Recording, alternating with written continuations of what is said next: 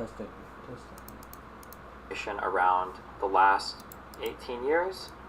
And the bit that I know, as I continue to move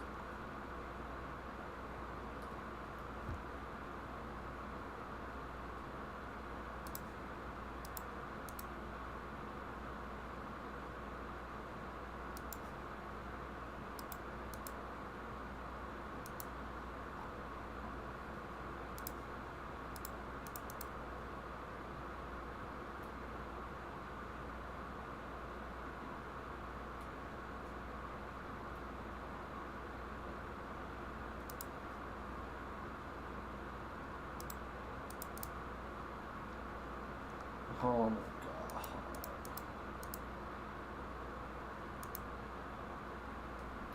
Why won't this work?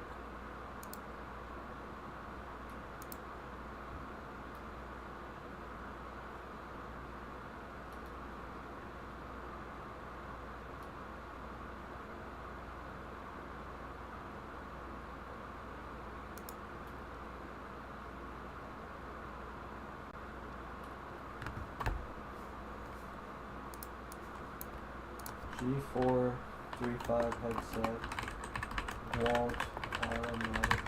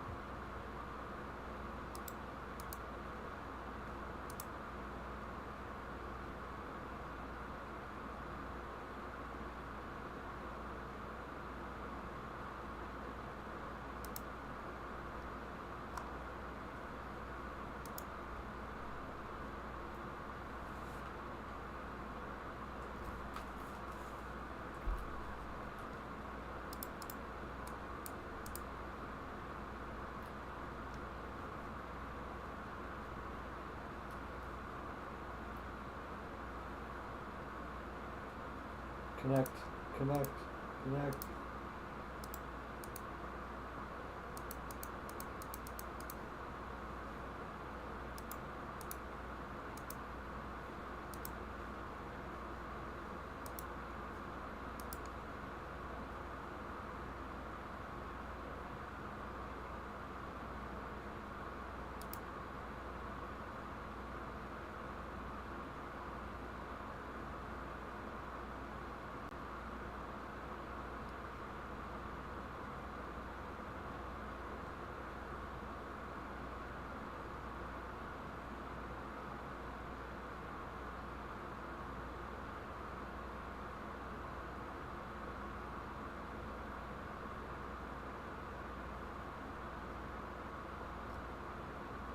So stupid.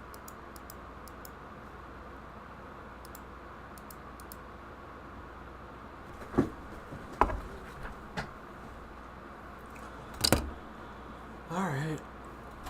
That's a USB 3.0. It's supposed to be a 2.0, so that's interesting.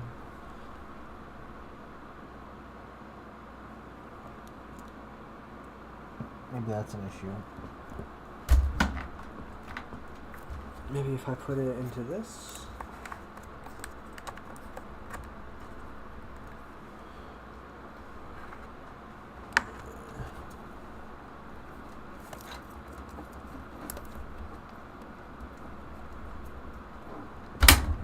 Whoops. Alright, let's try it now. Turn it off, come back on again.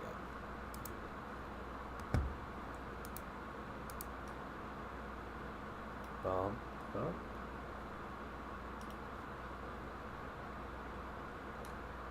Huge. Now it's on. Show up here? No. Let's try to pair it.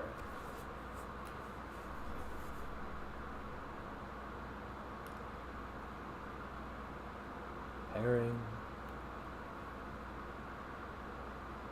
Boom.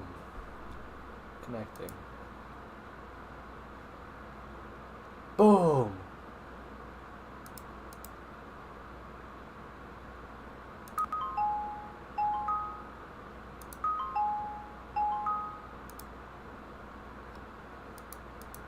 Let's go. Okay. Through these like final 15 years, Working now. I feel like it's gonna push me harder and harder in one direction. Okay, so I'm gonna see if you can pull me back a little bit from this. All right. Okay. Okay. So here are a few feelings that I have. Okay, just feelings. All right. One feeling is that I think I feel pretty comfortable laying most of the blame for the lack of an Israeli-Palestinian solution at the feet of Palestinians, namely the PLO, namely Arafat. And I feel like the continuation of conflict, especially between Gaza and Israel, but including the West Bank as well, has like continually been driven by Palestinian terrorism and extremism. I feel like the Gaza blockade is actually incredibly easy to justify. These are like the feelings that I have right now. I don't know if it's going to change as I dig more into like the particular Gaza wars. But just in the cursory stuff I've read, I feel like it's going to continue to go more heavily in against that direction. Where do you want to start? I mean, once Hamas, so the last one, once Hamas are in, they couldn't really not blockade because the whole point of blockade was because of they would just take everything they could to make weapons. Sure. Don't have a problem with that. As for who's to blame for what the peace process not working, basically, are you referring to Oslo or Camp David or? So Oslo seemed like a good start. Feels like both sides were making okay progress, even if it was slow.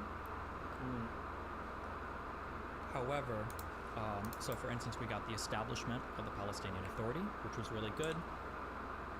We've got Israel in talks with an actual government. I believe we've got even some withdrawals of settlements from the West Bank. So post-Oslo Accords, I feel like we're pretty good.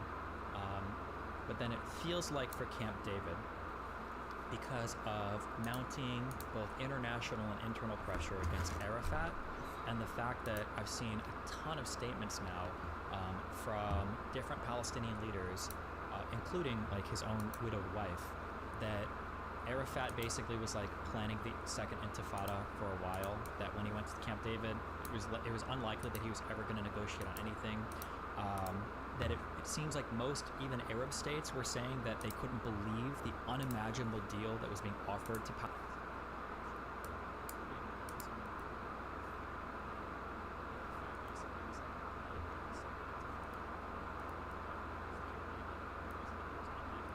Okay. I need this to be a little bit louder, most, but even Arab states were saying that they couldn't believe the unimaginable deal that was being offered to I also need this monitor to be like more faced towards me because it's a little dark. Okay, there we go. Okay. I need this to be a little bit louder, but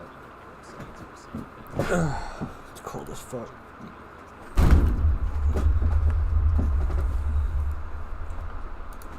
I also need this monitor to be.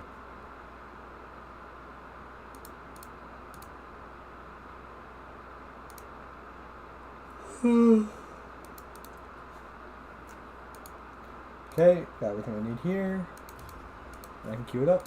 Palestine at the Camp David Accords, that for Arafat to walk away from that and then for us to walk right into the second intifada feels like a support of the Israeli feeling that Palestinians will only ever settle for a one-state solution, that a two-state solution will never be agreeable, and it has to be like one state. That's what it feels like. Tell me if I'm... Yeah, go. Let's watch this clip.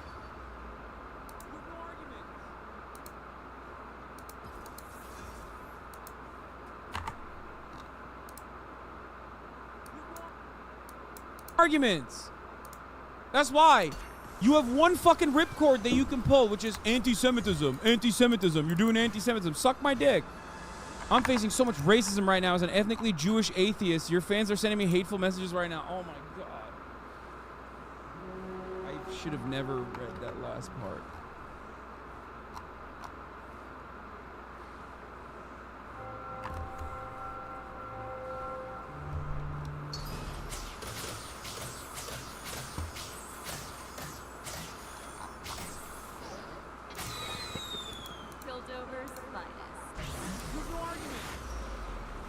why.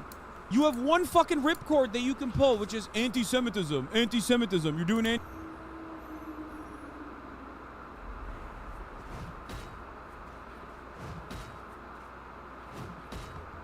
anti-Semitism. Suck my dick. I'm facing so much racism right now as an ethnically Jewish atheist. Your fans are sending me hateful messages right now. Oh my god. And don't come back. I should have never read that last part. You have no arguments. That's why. You have one fucking ripcord that you can pull, which is anti-Semitism. Anti-Semitism. You're doing it.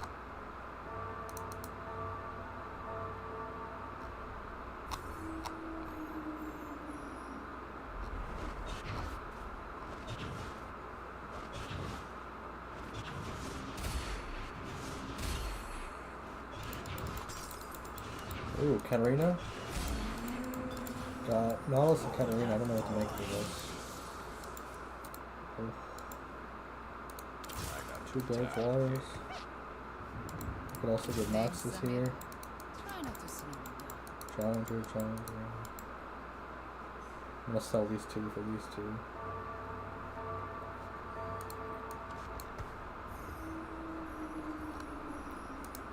Go ahead. The thing I think I've mentioned it to you before, that the Second Intifada idea being planned by Arafat all along.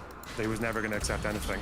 I've seen that go around, but I don't think I've ever heard anything conclusive about it. I must make it count. 6 more item components?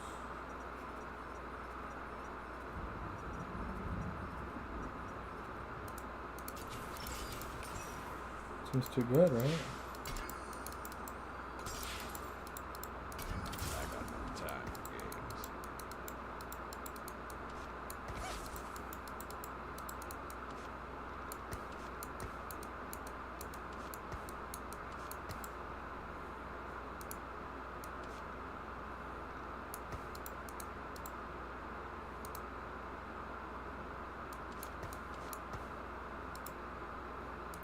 Keep your enemies close.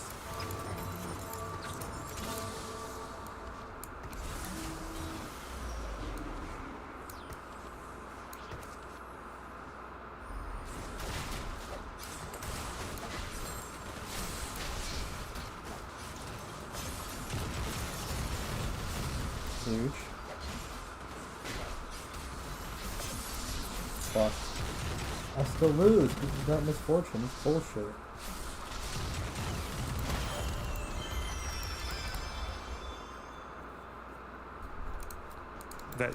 There are statements, but then there are also lots of contradictory statements. But that's the problem with basically all of Camp David. So, Well, for the way I tended to, let me see if I can find this. Okay. That's how I felt as soon as I started reading them, and I was like, okay, like, is it really planned? But like, so here are some of the people who have made statements. Okay, just 2 paragraphs here, and maybe there are other people on the other side. Okay. Support for the idea that Arafat planned the uprising comes from Hamas leader Mahmoud al-Zahar, who said in September of 2010 that when Arafat realized that the Camp David summit in July 2000 would not result in the meeting of all of his demands, he ordered Hamas as well as Fatah and the Aqsa Martyrs Brigade to launch military operations against Israel. Al-Zahar is corroborated by Musab Hassan Youssef, son of the Hamas founder and leader Sheikh Hassan Youssef, who claims that the Second Intifada was a political maneuver meditated by Arafat. Now that guy, to be fair, also was an informant to the IDF, take that as we will. Youssef claims that Arafat had grown extraordinarily wealthy as the international symbol of victimhood. He wasn't about to surrender that status, taking responsibility of actually building a functioning society. David Samuels then quotes Mamdouh Nofal, a former military commander of the Democratic Front for the Liberation of Palestine, who supplied more evidence of pre-28 September military preparations. Nofal recounts that Arafat told us, in quotes, told us, now we are going to fight, so we must be ready. And then Arafat's widow, Suha Arafat, reportedly said on Dubai television in December of 2012 that her husband had planned the uprising, and then quoting from her, immediately after the failure of the Camp David negotiations, I met him in Paris upon his return.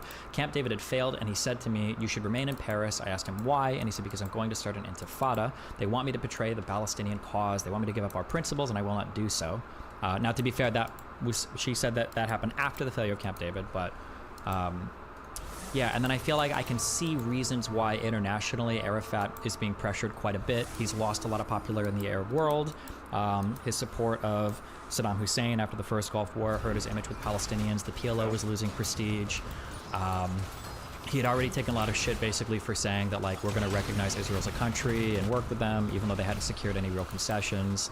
That story makes sense to me. I'm curious, what exists on the other end, or do you remember anything on the other end that's showing that, like, no, actually, Arafat went into that with the best faith possible? What the fuck? I didn't mean to do that. Sorry, I'm rambling. Like, go ahead and talk. It's just, yeah, it's just reading through a bunch of, again, this was a while ago, but it's just reading through a bunch of counter statements from different PLO people and people at Camp David, because I think, like you said, wasn't the idea that he was planning to launch the second Intifada made after Camp David, right? I think there are varying reports of, like, pre or post Camp David when he started the Yeah. plans. Yeah.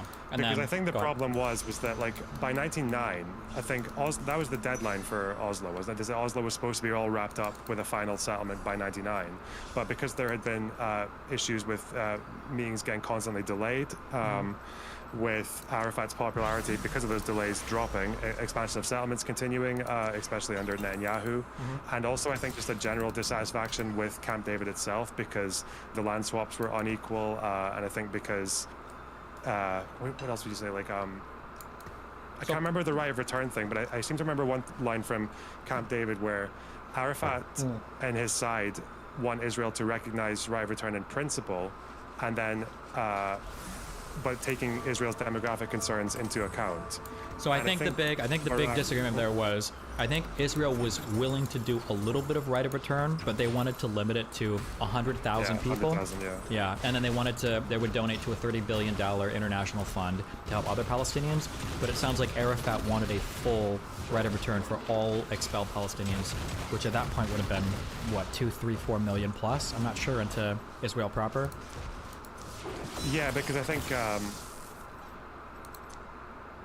I just wonder how much of so I guess the contention was that it wasn't full right of return, like unconditional though, right? It was supposed to be something that would be like just left open for negotiation over time.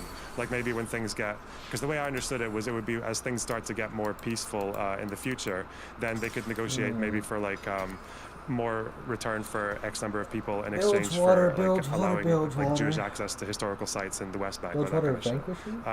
Maybe that might be true. I think I remember that as part of that negotiation as well was that Ehud Barak's response to one of those offers was something like he wanted some kind of reparation or some kind of like answer for Jewish refugees from the Middle East not getting compensation for their exodus in the Middle East in 48, which I thought would be kind of a weird thing to bring up because one, Palestinians didn't do that, and the other, those refugees had citizenship now. So yeah. So yeah, that's why I tend to like. But maybe if I assume everything you say was right, like that, because I know Arafat was definitely like a snake. I don't deny that. Like in the Madrid conference, he basically fucked that by refusing to condemn a terror attack, like a particular one. Like all he had to do was condemn it. Yeah. And I know for 100% that when the second Intifada started, he didn't do anything to try and stop it, even when there were suicide bombings going into Israel. Yeah. I think, unfortunately, with 2000, like so many things had happened around that time that, like, there was Arafat losing popularity because of his decision to support Saddam in Kuwait. The Oslo Accords running past their set time. I think the Israeli pullout of Lebanon in 2000 definitely changed a lot of Palestinian minds because of basically encouraged them to fight harder. Yeah, because the idea was that that happened without negotiating anything, and Hamas loved to repeat that. Yeah. So, which I feel like hurts the idea of a peaceful settlement and reinforces the Israeli idea of the only way the Arabs will respect us is through strength. There can't be these unilateral disengagements. It has to be a negotiated peace like it was with Egypt or Jordan. It can't just be us leaving because we don't get anything from that. Yeah, and I think, what else was I going to say?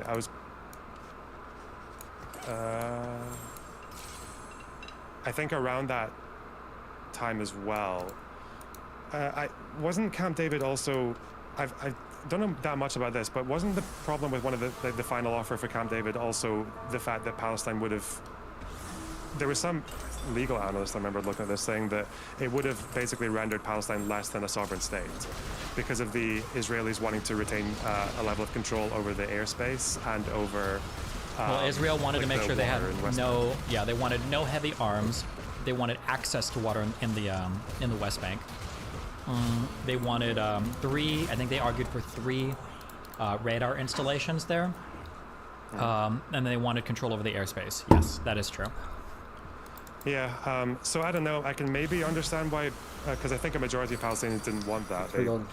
They supported Arafat's decision to reject it. While that's true, when I look at what the polling data around the time shows what the majority of the Palestinians want, it seems like what they want is a one-state solution and like nothing less than that. That's what it feels like. That like Camp David was basically dead on arrival. Maybe, but then I know that during the Second Intifada there were accords like not Taba, but I think Roadmap to Peace and the Geneva Accords, which did actually have a relatively high level of support amongst Palestinians. But then by the time that happened, obviously the Second Intifada had not pushed Israelis to concede more. It actually pushed them to elect Sharon. So, yeah, I think maybe what you're saying is right. Like, I'd have to look into it. Like, because I'm not putting it past him. I'm not putting it past Arafat to plan an Intifada. Because but then I'm looking I'd imagine his strategy was because he thought they could just get more concessions from it, which was a terrible idea. Which is what I heard. When you talk about the land swaps, people were saying at the time that I think Clinton, was it My Life? I think he had written about some of these negotiations, and I think Clinton had said that when he came in, I'm trying to remember the numbers, but he would have been ecstatic for like a 91% with like 4% land swaps or like mid 90s or whatever. But every time he got a little bit more in the negotiations, his position became stronger and stronger, and eventually, like, even though he was getting land swap deals in the mid 90s, he just wasn't interested. And apparently Clinton made a call to it wasn't Sadat at the time, it was Muhakbar. What the fuck am I thinking of? Do you know what I'm thinking of? Dictator in Israel before he was maybe who? Was he the one in power during the Camp David elections?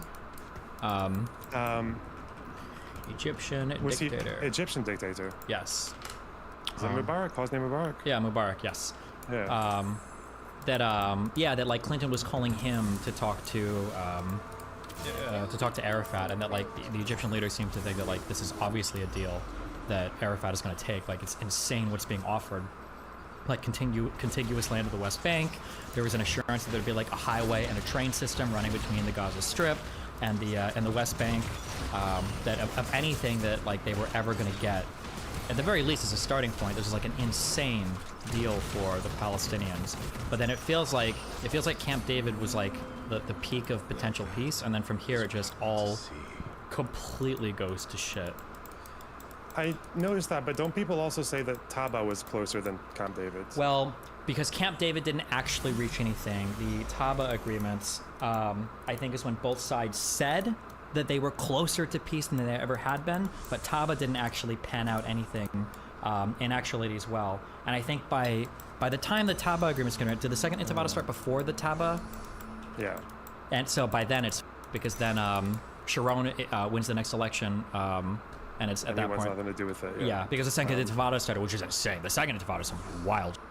Yeah, I don't like, because sometimes people have made the argument that because I think the very beginning of the Second Intifada was spontaneous, as far as I know. It was a riot that was caused because Sharon went to the Temple Mount and declared that Jerusalem is ours and it always will be. So maybe, yeah. That seems to be debated, but regardless, like, he went there, people got real mad, and then it's basically everything across all of the West Bank, Israel, and Gaza Strip like goes into shit. Yeah. Yeah, I know that Camp David was supposed to be the end of all negotiations and demands. Like, that's it, nothing more. So even if, like, I don't know how that works though. Like, in 20 years, can there still not ever be like does the airspace control have to just stay the same forever for like 100 years, or that could be changed later? Yeah. I think part of the conditions were, I could be wrong, but I thought it was for no more land. I don't know if that meant for every single condition, but that was definitely a part of it, that Israel, once they had settled this agreement with Palestine, did not want to close in future talks. I don't know if it was just land or if it was for all negotiations. This unit be able to critically strike capabilities, but based on obviously what's happened now in hindsight, like, I think it already can. I tend to take the line that Camp David would have damage from been vanquish abilities to critically strike vanquishers, gain bonus for strike chance and damage. Ionia Bastion Invoker. Do I have an Invoker? Alright, what's my plan here?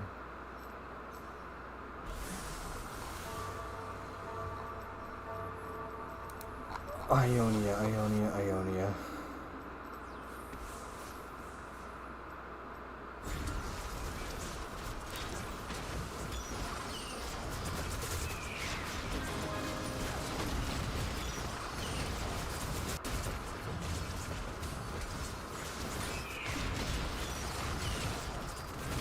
Fuck him up, Zaya.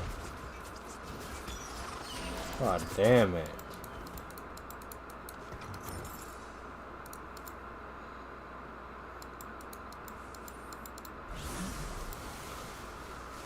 Alright, I'm gonna level up here.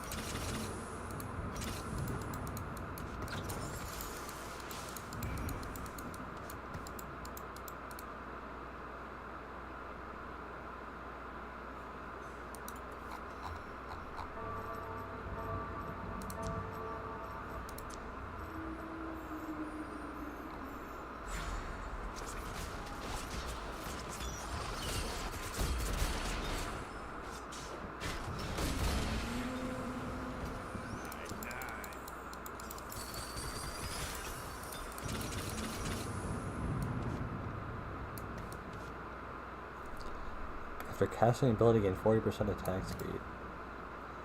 It's pretty good.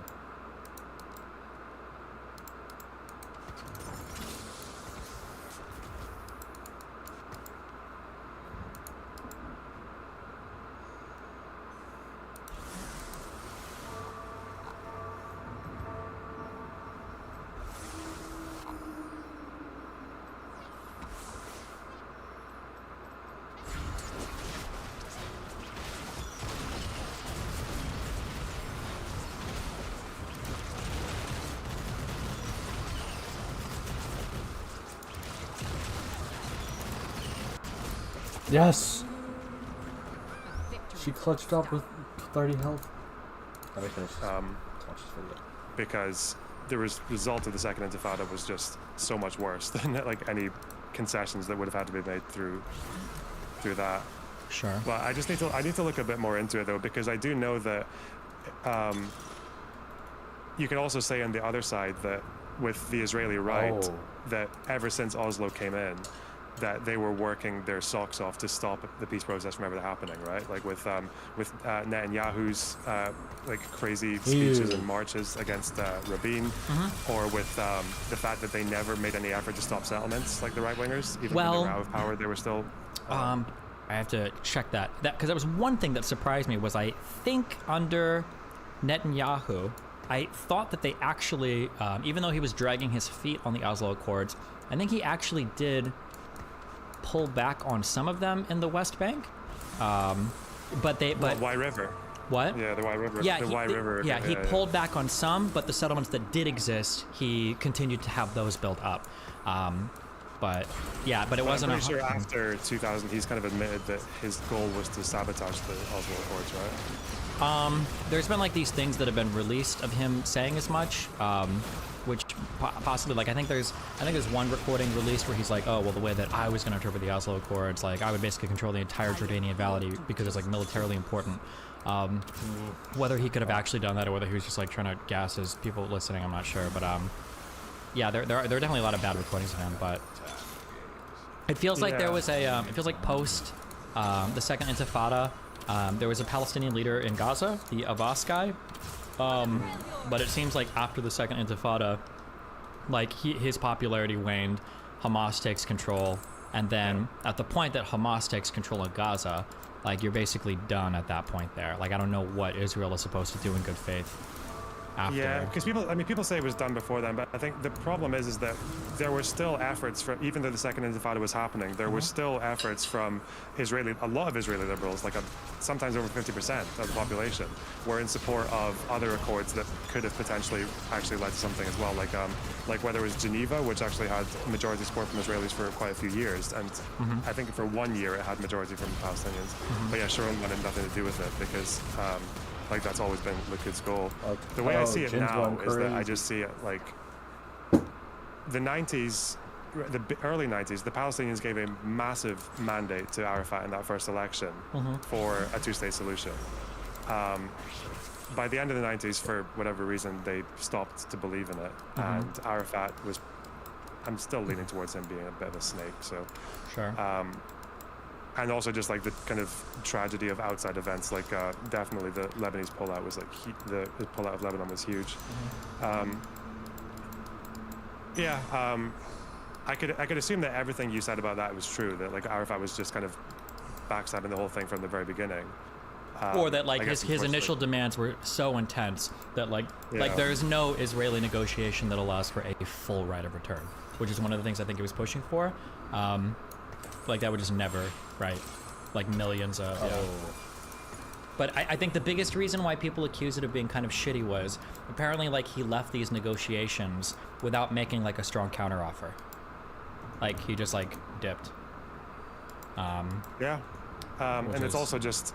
It just wasn't good to have someone who had spent so much of his life and so much of his leadership position advocating for one state, right? Until like 88. I don't know. I mean, bad Palestinian leadership has always been a thing. It's never not been a thing, unfortunately. Well, I don't know. So this is my issue, okay? And maybe I need to do like a more careful reading of just Palestinian people's history. We say bad Palestinian leadership, but I don't know if it's actually bad Palestinian leadership. Like, it might be Palestinian. Representative? Yeah, it might be.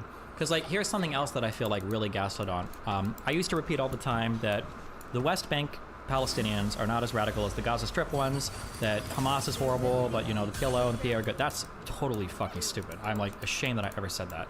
Like, basically every single one of these, like, Palestinian groups have been involved in, like, you know, mass plane hijacking, suicide bombings, mass terror attacks on Israeli civilians, oftentimes in response to IDF violence, to be fair, but like internationally, like I think every single, like the PLO was involved in a ton of terror attacks on right, and then also everything with Jordan, everything in Lebanon, like like all of these groups, all of these Palestinian groups are fucked. And then like even in the Gaza Strip, right, Abbas, who was trying to make peace between the Islamic jihadists and Hamas, he lost. He lost those elections, and the Palestinians of Gaza Strip essentially kicked him out. It was like, fuck, and then Hamas wins afterwards, right?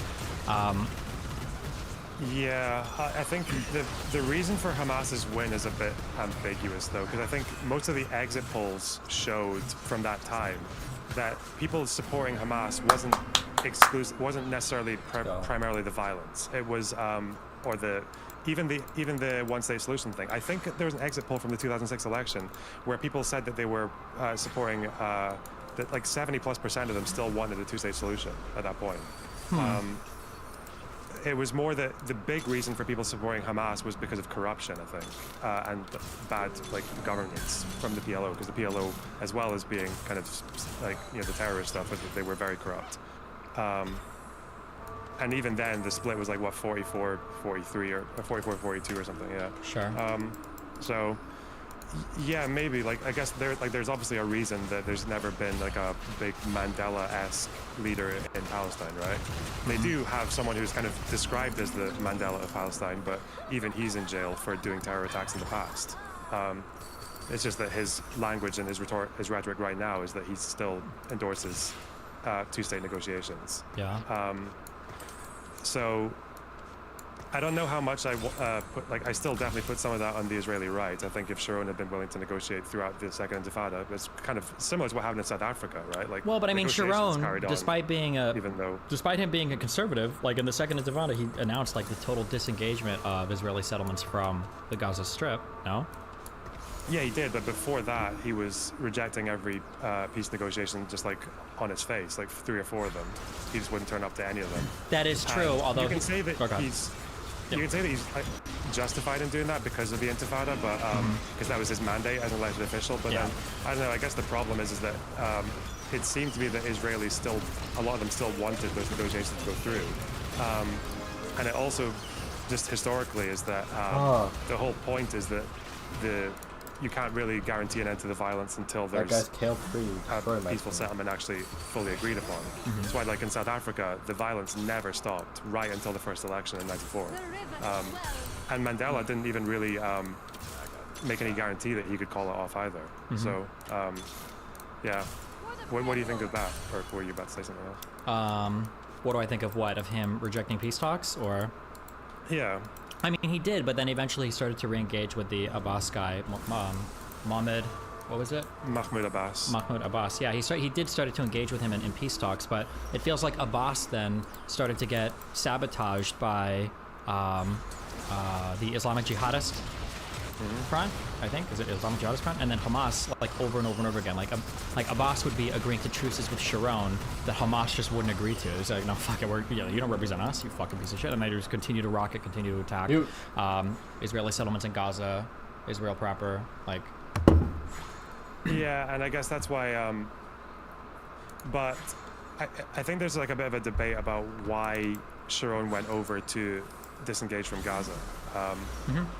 If it was a good faith effort to bring about to advance peace, it was a really horrible idea, right? Because there was no negotiation, there were no talks to do that. He just did it, and he never really said it had much to do with peace. Sure. No, I think he might have even said the opposite. Demographics. Yeah. But I think he said as much the opposite. But like I'm seeing is like if you get an Israeli withdrawal, or explain to me why this logic doesn't work. If you get a full Israeli withdrawal of settlements from the Gaza Strip, which Palestinians should ideally want, I think, right? And ideally want in the West Bank, right? Yeah. If you get this withdrawal, if that era afterwards is just followed by peaceful, Palestinian National Administration into that territory, and the Gazans just, they live, they do their shit, everything is fine, I feel like that gives the Palestinians a really strong international mandate for forcing Israel out of the West Bank. Because I got every round I get extra 3 gold. If I have 40 gold, I get 2 extra health. All my items are transformed into artifacts. Ooh, whatever I give you is gonna get transformed unless I get the sorcerer item, I think. But I probably won't, so we'll see. Sorcerer item would be good though.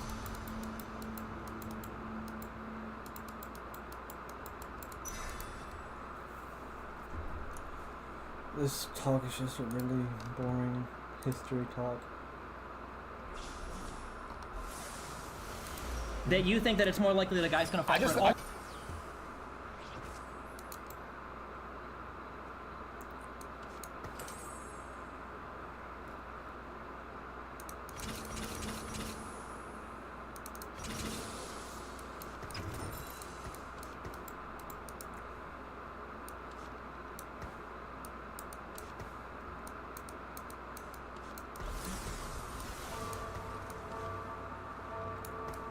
We'll do it like this.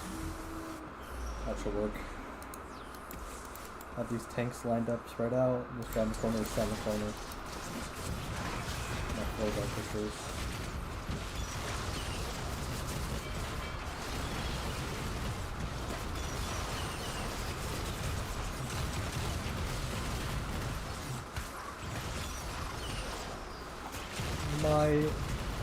My comp is better.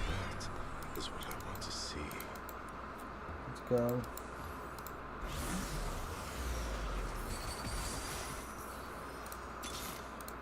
Set sail. You should have left home years ago.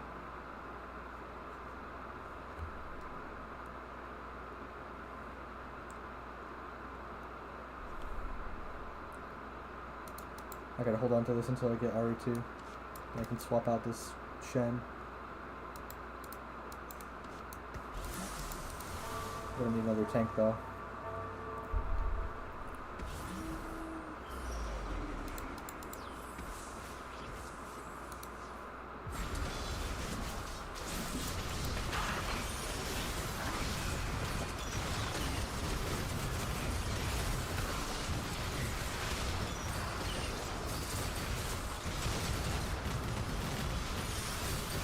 Demolished. OnlyFans girl than a restaurant girl. I think the whole than a thing is server. absurd. The idea No, that, don't say the whole thing. The idea that these guys are meeting up with girls from OnlyFans and they have a realistic chance is zero. Far will never ever meet up with Wait, any no, of no, those no, guys. no, no, wait, 0% that's not what I chance. talk. No, I'm trying to do one line of conversation. The idea that We are going to be debating, of course, whether or not OnlyFans creators are exploiting customers' loneliness, and that's independent of sex. So regardless of the sex of the OnlyFans creator, regardless of the sex of the customer of OnlyFans, want to let you know as well, we're going to be doing that same pre-debate poll via a show of hands. If you do tend to think that OnlyFans creators are economically exploiting the loneliness of customers, even just a smidge or a lot, would you slip your hand up for the pre-debate poll? If you think that OnlyFans creators are economically exploiting customers... This is the real content. No. Is OnlyFans exploiting? Right, the question, if they are exploiting customers. Yeah, that's a good way to put it.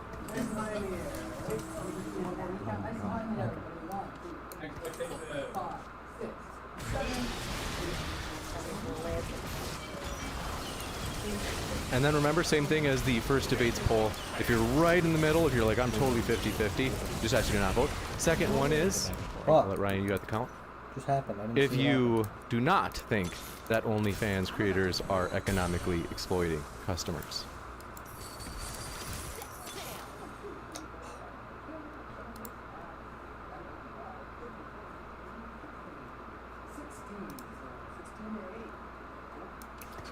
Excellent. All right. And then, as I mentioned, we'll do a percentage basis. So we'll do another post-debate poll at the end. But I want to say that poll is for Manifold, who is our sponsor for the conference.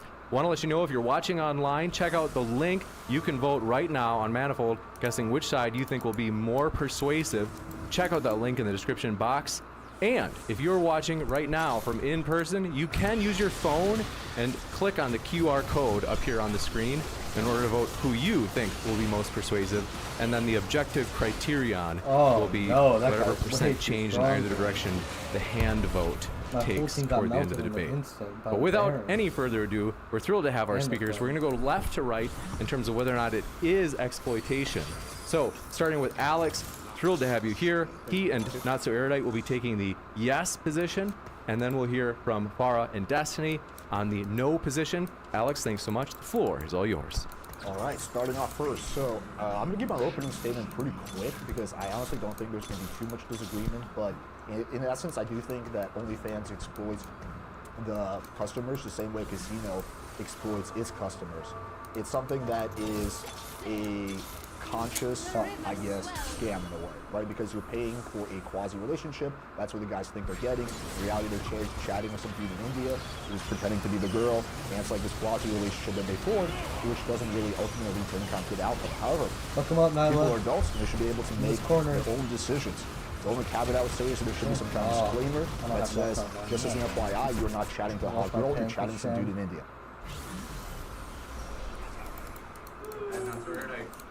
Okay. Yeah, so I think when it comes to the case of OnlyFans, I think it's a conversation that needs to be honestly happened. Like, most of the people that tend to talk about this are extremely biased to their side. They either want OnlyFans content creators to be signed as dirty, degenerate whores who are corrupting society, or there's kind of on the other side this like romantic. Is it exploitative? I would say yes, obviously so. But the benefits of the platform probably actually outweigh the harm that it's doing. And so I think it's a type of platform that if you just honestly looked at some of the issues with it and corrected those, you'll have overall a safer sex work platform for women and easy access sex work. Okay, I don't think it's exploitative at all. I think it's actually a net good for society, for both the creators and the consumers. To respond to Alex's point about there needs to be some sort of caveat that you're not speaking to an actual sex worker, but maybe a typist. Typically, it's a hybrid between the creator and the typist. And also, when you're engaging with a sex worker, you're looking for a fantasy. Like, you're already forfeiting a three-dimensional relationship with a woman because you're looking for an instant response. Like, I'm an OnlyFans creator, and guys are more pissed if they don't get an instant response than if they're talking to an actual woman. They're looking for that cyborg relationship in a sense. In the same way when you go to a strip club, you don't want the girl who's going by Crystal to tell you her real name, and you don't want her to actually tell you that she feels disgusted by the way you're touching her. You're looking for the fantasy. It's sexual escapism. And so to act like it's exploitative to, I don't know, to fulfill that fantasy for guys is just counterintuitive to the whole reason why guys, you know, engage with sex workers.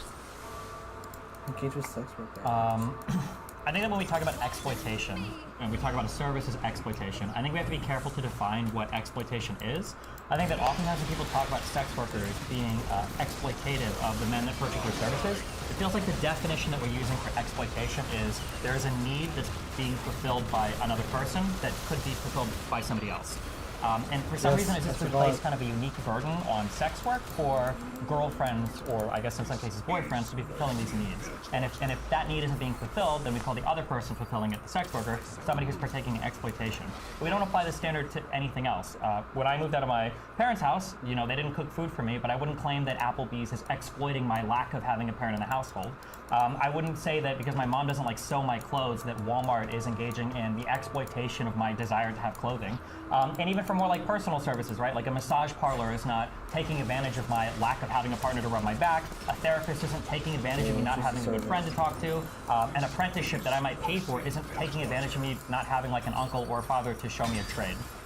So I think that when we talk about exploitation, I think the really important thing is we have to define that exploitation is being in some sort of transaction with somebody that doesn't have the wherewithal to actually consent to the activities taking place. So for instance, we can talk about the exploitation of children. A 9-year-old might not know the damage they're doing to their health by working in a coal mine. That's why labor of children is often considered exploitative, because they don't know the risks that their bodies might be taking in order to engage in certain forms of labor. Or if we talk about like scams, old people might think that there really is a poor dude in Nigeria that just needs $500 in order to lock up his $1 million of funds from his Nigerian king father.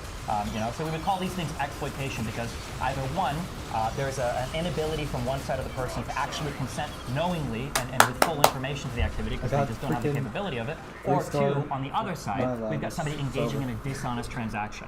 I think that when we talk about sex work as a whole, we're going to have to fulfill one or the others of these sides. I think it's hard to make the argument that if you're 18 or older, you don't know what you're getting when you're buying something from OnlyFans. As far as said, like when you go to a strip club, I mean, if you think the girl's name is really Crystal, yeah, I don't know what to tell you. And if you are, and then for the other side, I heard Alex put this argument forth that like faking DMs might be an unethical thing if you're not upfront about it, which could be the case, but that's just an argument against one type of sex work. That's not an argument against all of OnlyFans or all of sex work. So I submit that if we're going to have a debate on the exploitation of sex work, we need to be working within the strict definitions of exploitation, or if we're going to further expand the definition of exploitation, we need to also understand that we're arguing for the banning of any service that could lead to a detrimental effect in the long term of somebody's health, such as gambling, alcohol, consumption of fast food, overconsumption of video games, and in favor of banning League of Legends, though. And that's my argument, yeah. Alex looks pissed. Yeah, I guess probably the most important part then to start is what are we defining as exploitation? Yeah, I was about to ask that. As interlocutors. Sure. My definition of exploitation is what I gave. I would say that it's if you're dealing with a customer that can't give informed consent, or if you are intentionally misrepresenting what it is you're selling to somebody. Do you think casinos are exploitative? Do I think what? Casinos, gambling. Are exploitative? Yeah.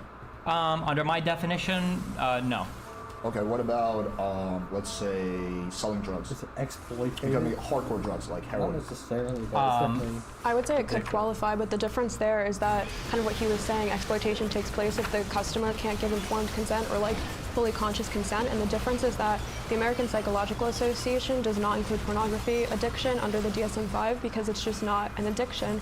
There's no compulsion, which is like the cardinal feature of what the cardinal hallmark of what an addiction is. There's no withdrawal symptoms. Like if you choose to take your credit card information out of OnlyFans, you're not gonna be having headaches. You're not gonna be like scratching your face, thinking there's like bugs on your face.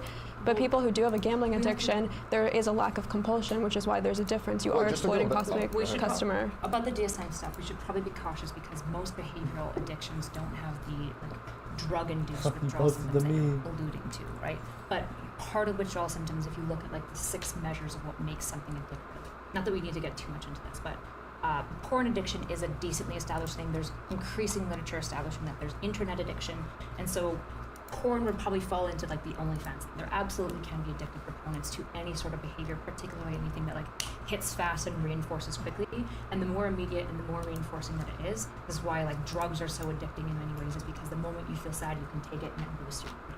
that's like the psychological addictive element there. So while I agree there's no drug systems going on that are making people addicted to porn, there is behavioral mechanisms absolutely that are going to be hijacked to establish. You would have to establish that basically no behavioral addictions exist if like porn addiction doesn't really exist. Well, do you think lack of compulsion is involved with porn addiction? I don't know if compulsion's the. I don't know how much we want to get into addiction. I don't know if I would agree that compulsion is like a fundamental element of what we categorize. Hello? Nelson. My man. Hey. Going crazy on the team fight tactics, bro. Hey. I'm chilling. I bought this weed from this place in Madison, and it's pretty fucking good. Dude, Nelly's watching team fight tactics in like a town hall at the same time. I'm watching a debate panel over whether or not OnlyFans creators are economically exploiting their customers while I'm playing Teamfight Tactics. While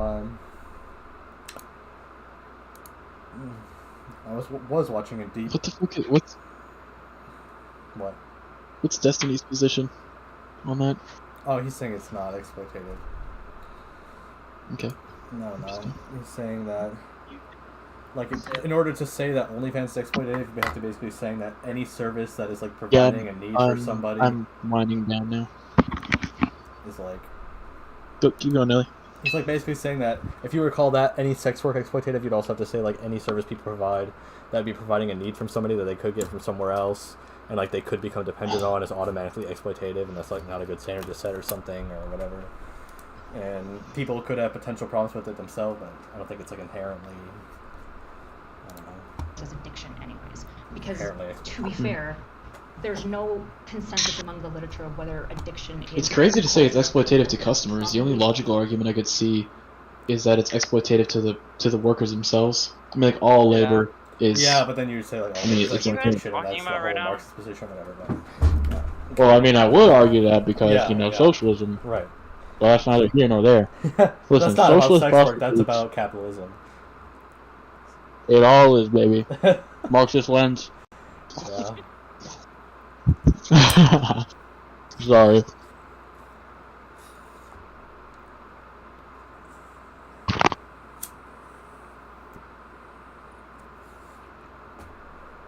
This is really nice. Kirby, say something. Nah. I don't know where the health packs are in this map. Say something.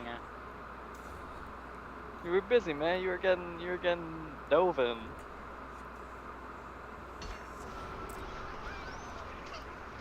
Damn, GG. I couldn't do more.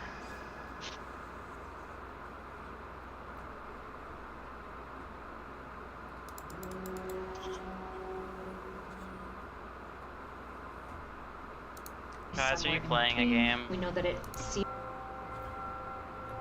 I'm playing Teamfight Tactics. I would like to play Fortnite though. I'm brushing my teeth. Thank you.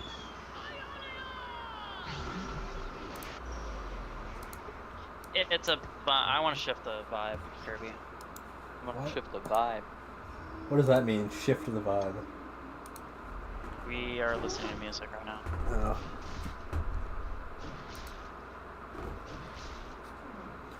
It was a little too heavy for me. I want to go low vibes, a little mellow stuff, you know.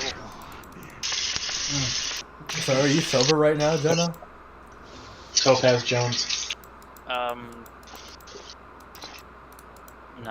Oh, I thought I heard that you were like going clean. I wasn't going clean. I was taking a tea break, but I kind of I ended that today. You can't take a tea break for like 3 days. I know, but what the fuck? I don't know. I just. Well, I don't feel bad talking about how good this joint is then. If you're not on a break. Oh. No, that joint. Oh, I want a joint so bad right now. Okay, you convinced me. I'm gonna roll one. What the fuck? Whoops. Jenna, how do you even afford weed? What do you mean? People just give it to me. Oh. Really? Do you actually make $12.50 an hour? Yeah. That's like $2,000 a month. I DoorDash too, and I make make like 300 a week, and that's like. Okay, that's like. How much a month? 1,200. That's like 1,200 a month. Pretty good, yeah. That must be rough to make rent and shit, man. Yeah, pretty much. And I've been trying to work tons of hours there at my job, but yeah. I'm picking up shit like. But I'm also trying to get a second job, but this motherfucker, he just doesn't want me. I don't know why. I don't know why the fuck he doesn't want me, because like, I literally like. Oh my god, it was so dumb. I had a conversation with the hiring manager who's like 22 and seemed super overwhelmed, and he was talking about like his like young staff and shit, and he's like, yeah, I really need help, like I'm kind of struggling here. And I'm like, yo, I have like tons of experience in kitchens, like I'm way overqualified for this job, but I will work like tons of nights for you. And he's like, I need nights, and he just never fucking called me back. That's unlucky. What's the job? Jeff. Oh my god, oh my god. There we go. Jeff. What was the job? Corner bakery. Oh, yeah. There's gotta be kitchens somewhere that in Milwaukee that needs, a cook in the back. I mean, yeah, but I also don't want, like, I'm scared of getting, like, a kitchen job like that because, like, I don't know if the hours are gonna be, like, ideal for me. Right. I've never once seen a kitchen that's not understaffed. Dude, but like, they don't hire. I don't know. Damn it.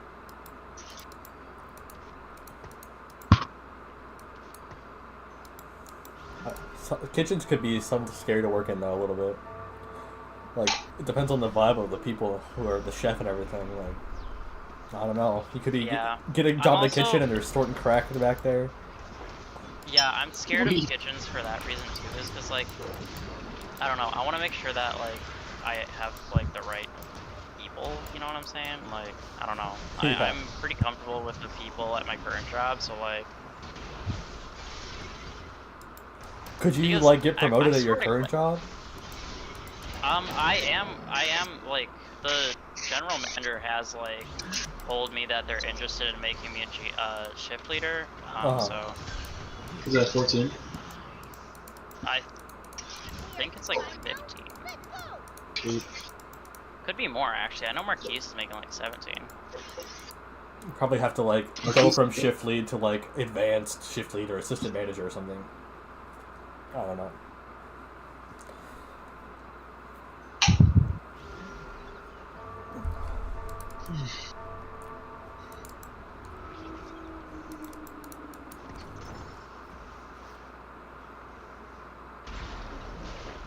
Why is my audio so fucked right now? What's that? I don't know, Oh, I missed. I'm so bad. Oh, I'm so bad. I'm so bad, bro.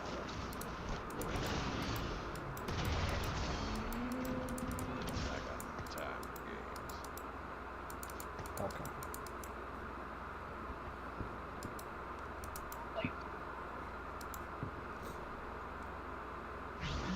I'm just missing every sleep right now. I'm missing everything right now. Should not play Hanzo. Play Hanzo better.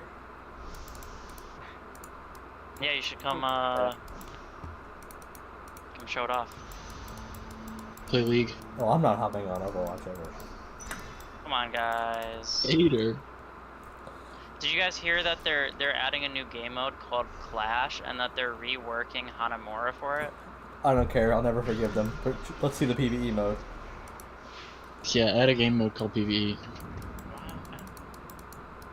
Yeah. I want to see no, what they actually advertise. That's such code. What do you mean? Actually give a fuck about? I mean, I don't know. I never really cared so I'm glad That would have been they're way more focusing on interesting than this shit. PvP. Now he's just looking for an excuse to not play Overwatch because he's bad at it. Dude, Diego, that is some bullshit though. You would never play the PvE. You would just grind rank anyway. That's what I'm saying. Oh wait, what? Oh, you're. Yeah, oh, I I'm thought you the were one like saying that. agreeing with Millie. Oh. Look, if the PvE was actually good, it'd be way better than whoever. Overwatch. I don't know. I've never cared enough. I mean, they're still Like- gonna do like small PvE stuff, and that's all I really ever like cared enough about. Like I don't know. I think the story is good. Like the lore and the story of Overwatch is so fucking good. They should make like a movie, like or a TV It show. could have turned into a whole MMO, but instead they won't. I'm pretty sure that they are in the process. Can we fucking cap the point, please? Jesus Christ. No. Oh my god, we're so stupid. We're so fucking stupid. Oh my fucking god, I'm... Rage quit right now. Rage quit How right did now. everybody get off the fucking point? You would probably fucking get in there, dog. No, dude, it's Too over. late now. It was over the second we fucking wasted that. Oh my god, that was so stupid.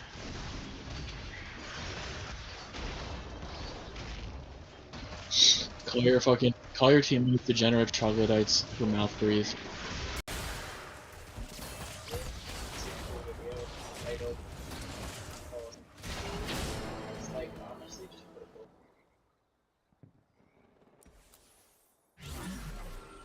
Teabag. Oh. He has recall, he can still mess me up. Now I teabag.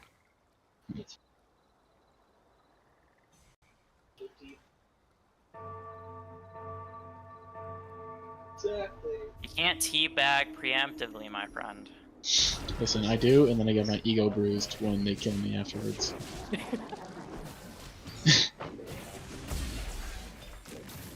Dude, what? Oh, he's mad I teabagged him now. See, now your ego's bruised, and it's come full circle.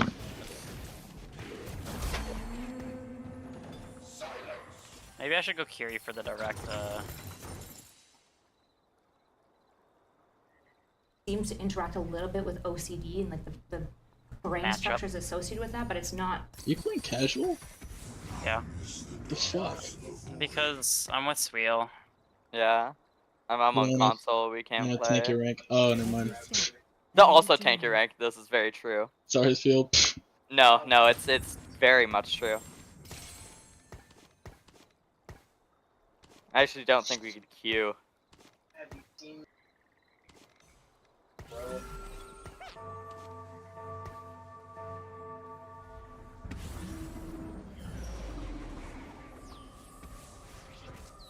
I love this fucking video.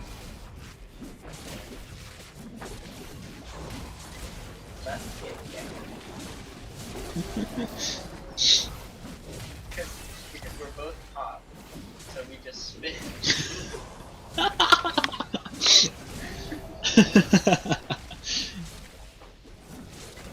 Dude.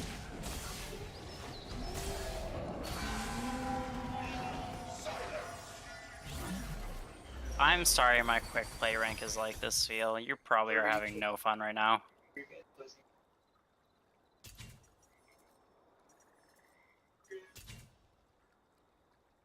What the fuck was that nade? That was such a pity nade. You're like, listen, I'm pouring you out a glass from afar, but you're fucking dead.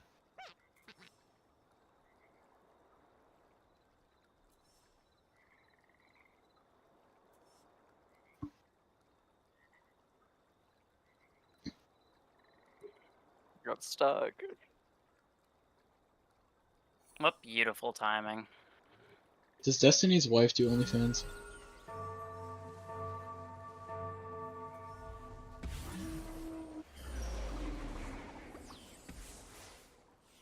What?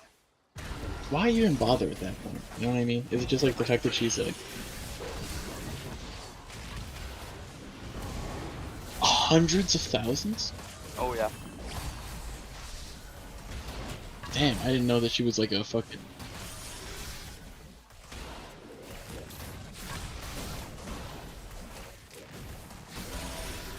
Damn, bro. Man, I don't know. People can say whatever they want about Destiny's open relationship, but people paying hundreds of thousands of dollars to see fucking wife.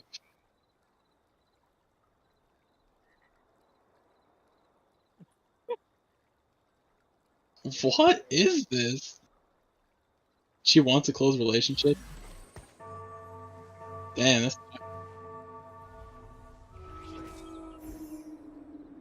Okay.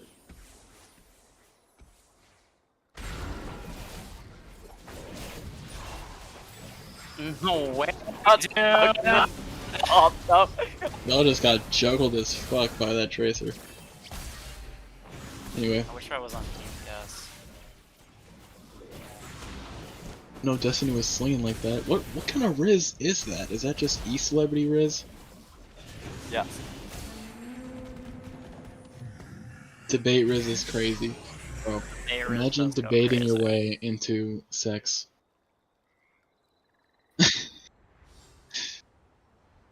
If you can give me a logical reason. Quentin heard that and goes, consent is a fallacy. Can you Oh god. cite where consent, What? consent was Feel- not mentioned in the Bible. Yes? Would you be Consent was, offended and I if I quote, ditched you to consent play was not ranked? mentioned in the Bible. No. As long as you stream, I'll stream. Yeah. Okay, sick. I'm gonna do that. Love you. I'll hop on Final Fantasy 14 online. Final Fantasy 14 Tell me that's a joke, bro. online. That's not a joke. And Do you the actually that's not play a joke. FXIV? game that gets pussy. You should meet Emily.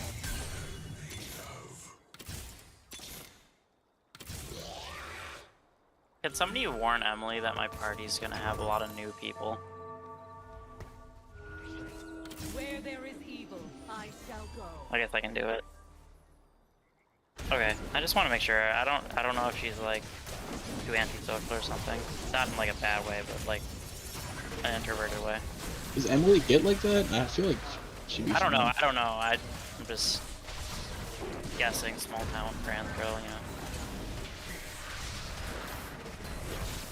But then again, everybody I'm fighting is gay as fuck, except for the two single ladies, Diego. Yes, thank you. Oh, I want to try and invite Colin, which I'm actually excited for you guys to meet because I think you guys, he's like, Diego, he reminds me of you. I think I told you about him. Yeah, you did. Did we see him? You, me, and Julia at the... Maybe. Like, I remember you being like, that's the guy. Maybe. That's the dude.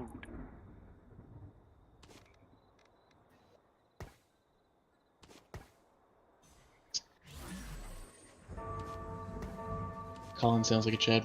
Absolute legend.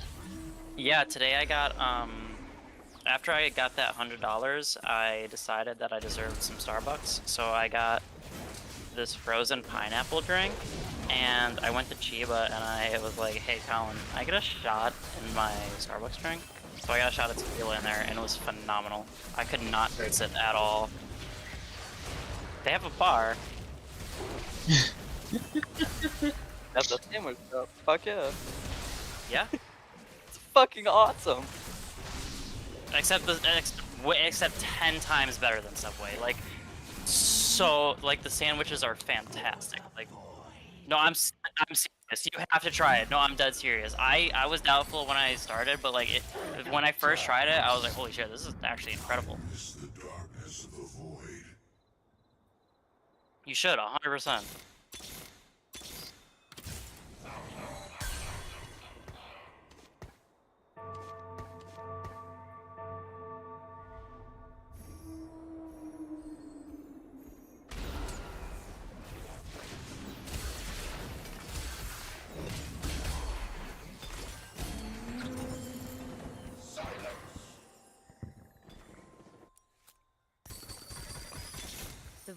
breach this place. Justice will be served. Was a man.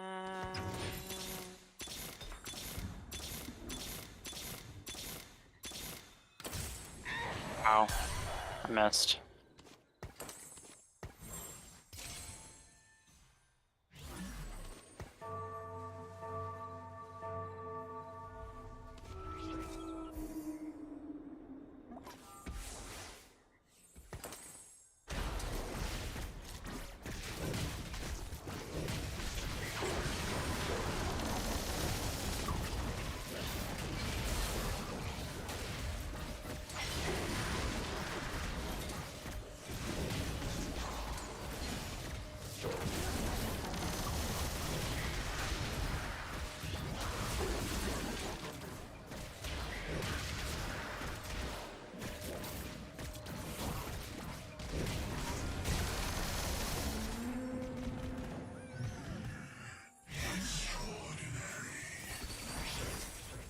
Damn. Stop teabag me, you fucking Moira. Jesus. Cocksucker. Sorry.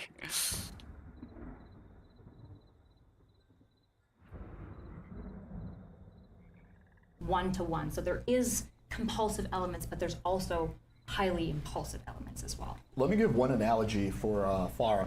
So let's say that you are a drug dealer, you sell heroin. You come up to me, I'm totally sober, an adult, can make up my own mind, and you say, hey, Alex, I'm gonna give you this heroin really, really cheap. And I'm like, fuck yeah, that's awesome. Are you, is that an exploitative behavior on your part?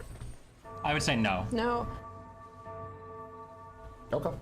But I think the reason why the sale of drugs is considered exploitation is because doing certain types of drugs is considered a transformative experience.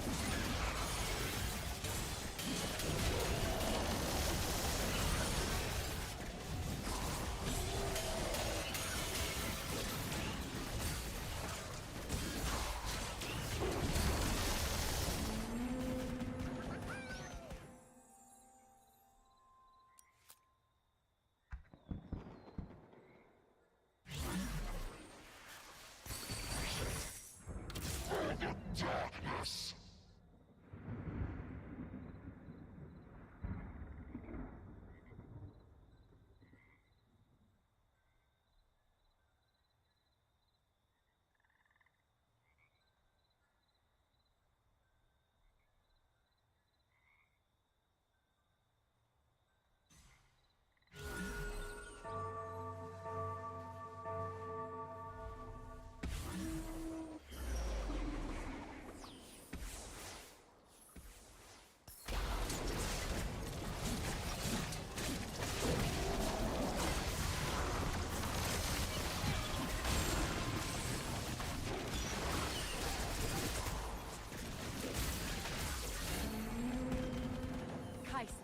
Remember the name.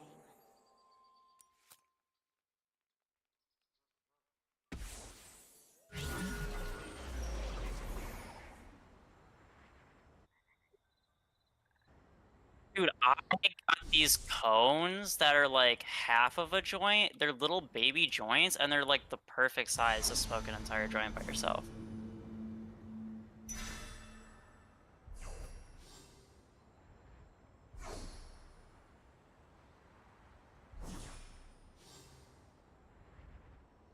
I feel like that's no shame. You know what I mean? It's just like pretty savable. Really? I guess like that's kind of what happens. Like, it is a lot more efficient. That's true. God, that loss is so fucking worth it, bro. Like the loss of the weed from like, yeah, like I just like that is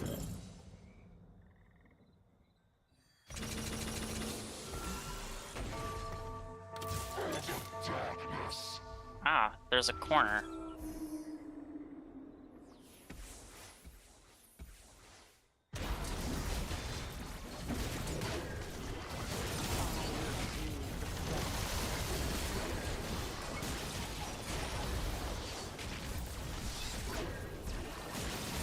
You'll be seeing my sick Genji plays. You know I'm seeing it. You know I'm seeing it. Are you? Sick.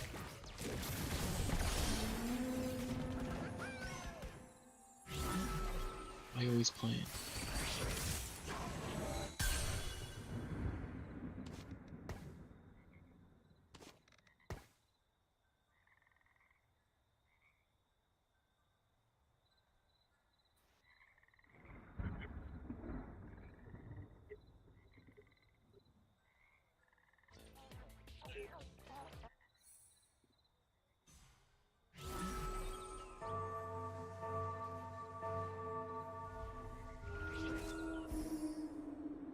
Okay.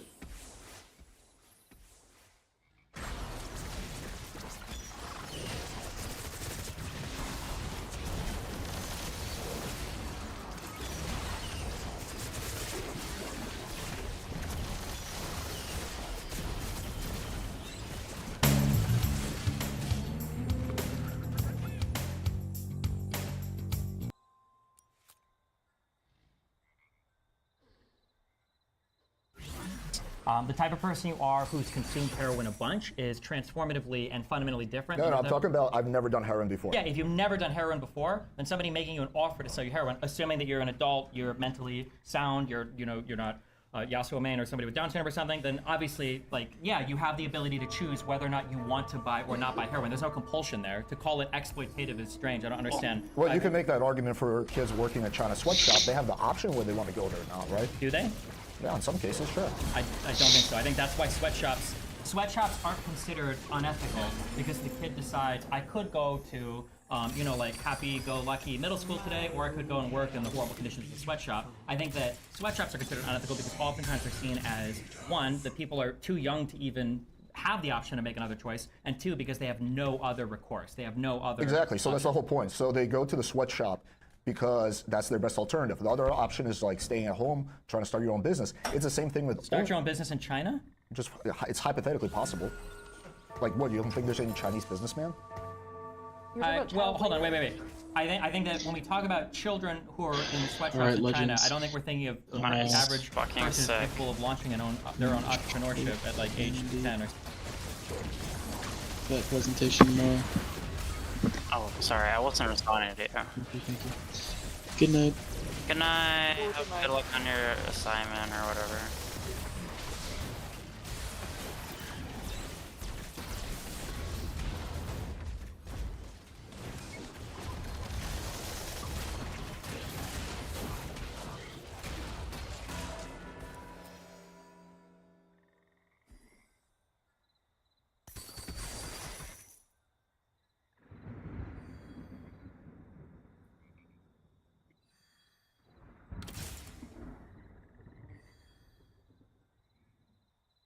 I sound rude because I gotta work.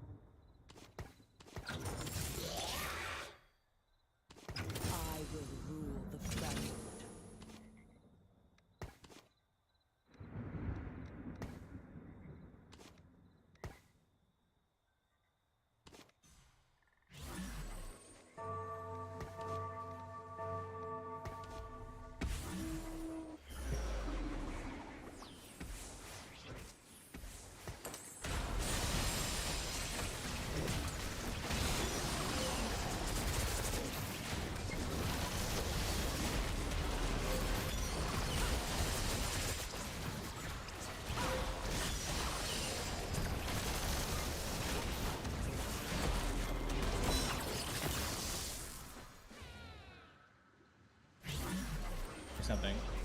It's possible in the same way. It's hypothetically possible. Let's say he's 13. He can be a streamer like you. And you know what? If that's your argument, you want to hang your hat on, then I'll. No, but that's the whole point, though, right? It is in that sense, like, so you could just then have to say that sweatshops are not exploitative because they have a choice. It's the same thing with the guys who subscribe to Flowers OnlyFans or any girls OnlyFans. It's because they don't have a better alternative. They're doing it because they're lonely. They don't know how to talk to girls in real life, and that's their. So yes, they do have. They could sit home and jerk off, right? But I just want to define something really quick, okay? Because this part of the argument highlights something very important. It's the difference between consent and informed consent. Oftentimes, the understanding of informed consent gets trivialized into this understanding of consent, which is, well, could you make a different choice, right? Like, technically, any abused prostitute could just not work for the pimp anymore. Any abused spouse could just leave their husband. Any abused child could petition the court to become an orphan or a ward of the state. But the informed consent means does the person, like, are they reasonably expected to have a meaningful ability to engage with the particular system of exploitation that they're a part of? I think that children in sweatshops are not meaningfully expected to be able to just go home and become full-time streamers. They don't have a realistic option out. That's a 1 to a million shot. The same that a person that gets addicted to heroin, I could get a lucky break and become like an actor in Hollywood, and I end up like Chris Farley or something. But I don't think that's how you average. You're making the argument that it's less exploitative. It's less addictive, which is true, but it's still exploitative. Are restaurants exploitative? No. Why would a restaurant be exploitative? Because it serves you Chick-fil-A, we gotta admit, Chick-fil-A is very exploitative. Well, they add like MSG to their stuff. There's a ton of sodium. It's not healthy for you. It causes long-term cardiovascular disease. There's only one reason they closed on Sunday, and that's because they wanted. With the difference is with the restaurant, you kind of know what you're getting, right?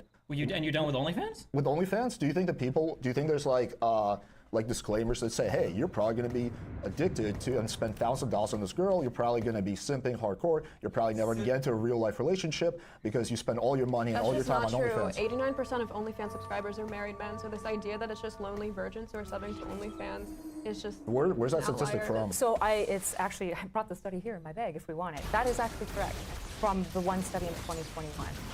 Obviously it hasn't been replicated, but there actually is a really unexpected finding in most SPM research, which finds that most of the people who consume it are married men, which is a very odd finding.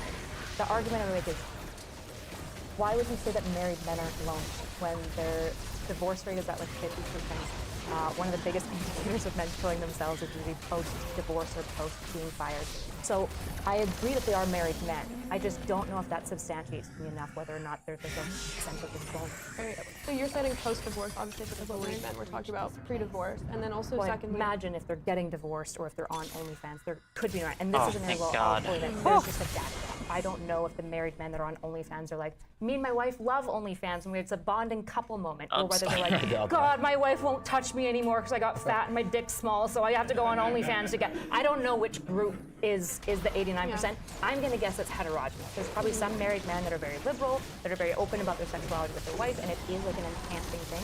One of the most important findings in most SEM research is the effect of porn on the individual has everything to do with their beliefs and attitudes about porn itself. Right? If you're a couple who thinks that porn enhances the sexual dynamic, you think that it's like exciting and role play, we just broadly see that it's good for everyone. But if it's somewhat like rammed down the throat, we see women, for example, tend to only watch porn when their partners ask for it. And we see a big escalation in insecurity in those women and a decrease in like sexual satisfaction in those couples. Again, that's part of because of the belief system that's operating when they engage in porn. So just to be clear, the 89% isn't evidence to me whether or not they're a vulnerable population. It's just a really interesting finding. I want to go back to what Farah was saying in her opening statement. You were saying that it's positive for men and women. I can understand how you make the argument for women because they're making money. How in the world is it positive for men? Okay, so Littman and Leicester did a study in 2023 in the journal Sexuality and Culture, and they found that of the population of men who engage with OnlyFans workers, they actually experience an improvement in sexual confidence, higher self-esteem, higher body positivity. I mean, you can make a face. I do not buy that for a second. Simping for some random girl on OnlyFans is going to give you confidence and give you more body positivity. I mean, you were the one talking about guys facing incessant rejection, so yeah, maybe talking to a model, even if it's a guy in India cosplaying as a model, telling you, yeah, your dick looks so great, it's going to raise your confidence. Right, and then you start doing that instead of going out and actually self-improving, meeting real girls in real life, which is what's actually going to make you happy. This is kind of to the point, point, that logic that women should withhold sex from broke men until they've reached their financial pinnacle. Well, some girls do that. Some do, but you're basically saying it's just as unethical for me to have sex with broke men because I'm offering them a sexual checkpoint that's not congruent with their financial sexual peak, and I that should to just do with reserve anything? sex for millionaires. No, it does, because you're saying that they're not working on themselves. But that logic, women should just reserve themselves as sexual trophies for men who've like crossed the finish line. Right, but because the difference here is that you are a partner in that relationship. So ideally, if the guy doesn't completely suck in bed, you're getting a benefit. You're getting to have good sex, right? Hopefully, ideally, right? Versus in this situation, it's a one-way street.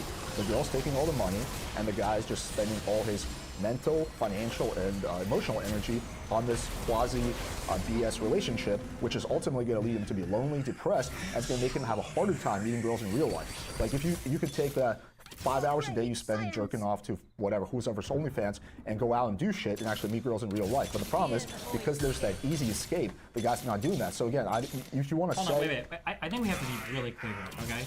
When we argue about whether or not OnlyFans is exploitation, you're going to like the most extremely addicted people, and then you're trying to present that as being the norm. This would be like me saying, like, do we really think that like selling alcohol is good when if you drink, you're going to be drinking, 24 hours a day, you're going to be an alcoholic, you're going to abuse your family, you're going to have cirrhosis of the liver when you're 35 years old. Like, the obvious response is like, okay, well, not everybody that drinks does that. You can't point to the most abused or most addicted, most extreme part, because in that case, again, going back to my initial argument, we'd have to ban fast food. We're the most obese nation on the planet. We'd have to ban No, but there's a difference between something being legal and someone being exploitive. We're not arguing that you should ban OnlyFans. We're just saying it's exploitative. How on earth So the is whole making it legal thing just falls out the window. But then is every single thing then that's like taking advantage of a want or desire or lack of something, are all of those things exploitative? Something that's detrimental to that person. Please, if it's oh my detrimental, God. Okay. sorry, go ahead. My bad. Sorry. I get Okay, going. I'm going to take a bit of a different approach because I don't know if I agree with that. I think part of the issue that we're having is I don't know if I agree with your definition of exploitation. I don't know if exploitation is fundamentally about informed consent. I think exploitation is, because that's making exploitation about the consumer and the individual. Whereas to me, exploitation, I think I looked up on like Cambridge or something. It just, one of the most common definitions is the act of using somebody unfairly for your own advantage, right? And so the question is there structures within OnlyFans that do allow individuals to take advantage of specifically the highest risk? I don't want OnlyFans to be banned. I don't want fast food to be banned. I don't want alcohol sales to be banned. However, I do want disclaimers on alcohol. I do want to make sure that there are like off-ramps and resources for people who are massively abusing alcohol to be protected. The reality is, if you're a dumbass who pays an OnlyFans girls for a girlfriend experience and you're like, I'm pretty sure Sally Lou is gonna want to fuck me someday, you are a dumbass. But the issue is, as a liberal society, we care about that. We want to create protections and off-ramps for these individuals. And my concern with OnlyFans right now is, while I basically would fully agree with you about women, it's the best possible expert situation for women. They get all control, they get to set the terms, money is out of the man's hand. The issue is that some women on the space are being really ethical. They add disclaimers, they make sure that the men know who are buying their services and be like, this is not real. But that is not all women. There are many women on OnlyFans who go on Tinder and Bumble to promote their services. A dating website. There are many girls who on OnlyFans go on TikTok and give voice affirmations every single day, being like, oh baby, your cock is so beautiful and I love you so much, right? And guys are just like, yes, in the morning, dating off of this and then paying for their PPVs. And so there is a system within OnlyFans that is creating the most high-risk population of men to get sucked in. And all I want is a critique on that, to be honest about that, and go, how do we offset that? Can we set up disclaimers? Yeah, I think you can have a critique of this, but I think that if we're going to have this, it needs to apply to everything else. That means that on every single Gatorade commercial where I see some athlete, run a fucking mile in 3 minutes, I need a disclaimer saying drinking Gatorade will not make you a professional athlete. When I walk into a casino, I need a giant dude holding a sign saying, you're probably not going to win $1 million. When I walk into literally any possible thing, I need to have like warnings or safeguards there saying like, by the way, you might not benefit from this like in the most insane way possible. Like, what is there any other industry that we have? There's a million industries where they have safeguards. Also, just real quick, the whole making it legal or banning thing is a complete red herring because everyone here agrees that OnlyFans should not be made illegal. Sure, So there's no point talking about. Illegal. No, you're talking about earlier.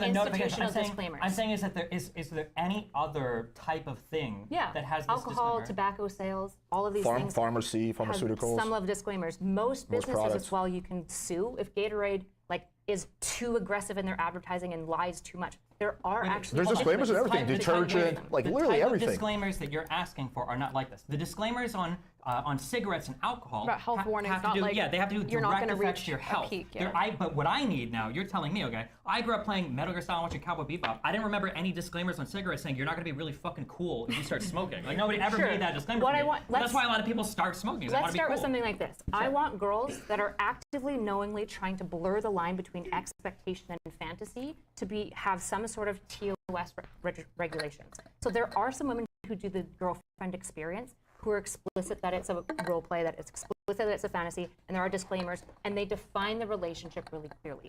And there are tons and tons of OnlyFans manuals. I didn't have to look very far on OnlyFans advice on the Reddit page to find girls advising other girls about how to convince men that there might be a chance that they could fuck them so that they spend more money on them. This is real. There's an entire Pornhub section of OnlyFans girls meets up with fans and fucks them. Except That's it's like an never a entire fan. thing. And I agree it's a fantasy. The issue is that some of these individuals lean hard into the fantasy, and who's going to fall for that? The reality is the higher, more vulnerable, probably most dispossessed individuals. Sure, and that's what I want to protect. I just think we don't want to have that expectation for other things, like he's saying. Like when I go with my male friends to a restaurant, they always think the waitress is like flirting with them because they want a tip. Like, should the waitress have to disclaim, like, by the way, I'm just doing this for money? No, You have, because like, zero chance it's with me? socially understood that when you eat at a restaurant, you're going to give someone a tip.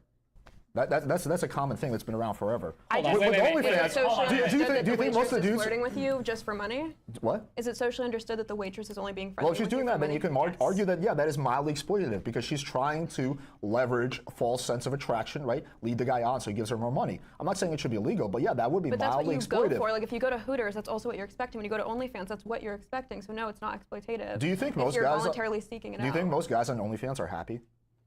I just gave you a study that proved that like they have an I increase. just don't believe that study for a second. Seems like the biggest BS ever. You also didn't believe that 89% of subs are married men. I don't know what to tell you. Like, where's the study that's coming from that's showing that all these men are being happy on OnlyFans? Every single OnlyFans, do you have a man who subscribes to OnlyFans? Looks like they literally want to kill themselves. Well, hold on, but that's because you're explicitly a dating coach Yeah. who those types of men are going to, right? You're targeting the outliers who are already striking out. That's why they're coming to you, right? All right, Far, would you say, okay, answer this question brutally honestly. Would you say that, how many subscribers do you have on OnlyFans? I'm not saying. Okay, whatever, let's just assume it's 1,000. What percentage of your OnlyFans subscribers are people you would actually meet up with and hook up in real life? I don't know. It's possible. 0. I go through my Instagram DMs for dates. That's not 0. true. The answer is 0. Wait. That's kind of the point that I'm trying to make. Is I think that the expectation needs to be it is none.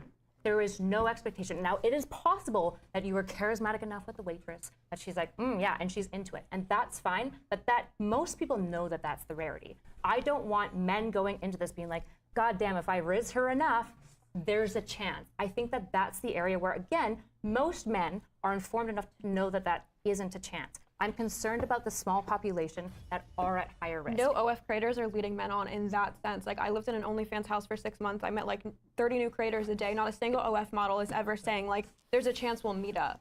Are you kidding? I'm sorry, that is a lie. That is not true. She meant most of them don't do that, okay? Okay. The whole premise of OnlyFans is leading guys on to thinking it's to give an internet relationship. Most of these guys aren't going to actually meet up with them because, like I said, they're married. Then They're why not is there a going dude to in do it. India texting them instead of the girl? How does that relate at all? Because the guy thinks that he's building a relationship with a girl, but he's not. He's building a relationship with, yes, an with internet someone who lives relationship. They're 20,000. not saying we're going to meet up. Right, but do you think that if that guy knew he was texting the Indian, that he would actually be engaging and sending him dick pics? Honestly, I do. I've seen Really? Dr. Phil specials where they bring on guys and they're Okay, like, this so is tell- the model you should who's tell been your scamming OnlyFans you, and they still subscribers continue to that talk to they're the sending their scammer dick pics because they like to- the intimacy You should- just under the image Yeah, of but the model. women go back to go their on your abusers. OnlyFans That's a terrible and tell argument. We're guys not to gonna go send down that their road. dick pics to a bunch of I'm not saying idiots. it's good. He's just saying would they do it. I'm saying I think they Okay, still would. I just want to like back us up a little bit. So you're saying that most or all women are not intentionally trying to blur the line of saying there might be a chance that these guys can fuck me. You say that most women are not doing this? I'm sure no, I said in terms of meeting up in person, I've never met someone who says like, yeah, I'll be in this area at this time. Of Are course they giving you're them an never gonna say internet that. sexual and romantic relationship? 100%, but Are it's they- completely online. Sure, but is there some element? So are there girls who go on Tinder and Bumble to promote their OnlyFans? Yeah. A dating site? Yeah. Okay, what's the purpose behind that if you're not trying to blur the line between reality, which is that The it's exact not real? opposite. They do that to funnel people to their OnlyFans because they go to their Instagram, to their bio link, to their OF.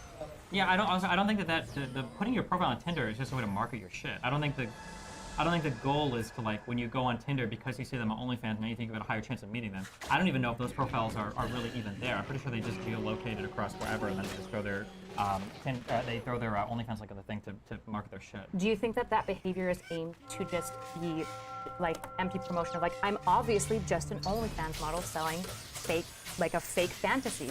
Or are they trying to say, I'm a local in your area, we can maybe meet up on this Tinder thing? Also, have you checked out my OnlyFans? Which is like I had agents who pitched it to me and I turned it down because I thought it was too scammy. But like the whole point is to try to funnel people from Hinge onto your Instagram just to click that link so you get more page links. It's not to like lead people. Yeah, and I think it's awesome. Yeah, like before like Tinder, like girls would do this just to grow their Instagram. Like even without trying to funnel to an OnlyFans, they're for a while, for several years now, girls will just like link their Instagrams on Tinder with the hope that you click it and follow them and they grow their following or whatever. I think it would be a lot more. Go ahead. I'm not saying that that behavior by itself is the problem. I'm saying there is this systemic issue within OnlyFans, and it is not all OnlyFans creators.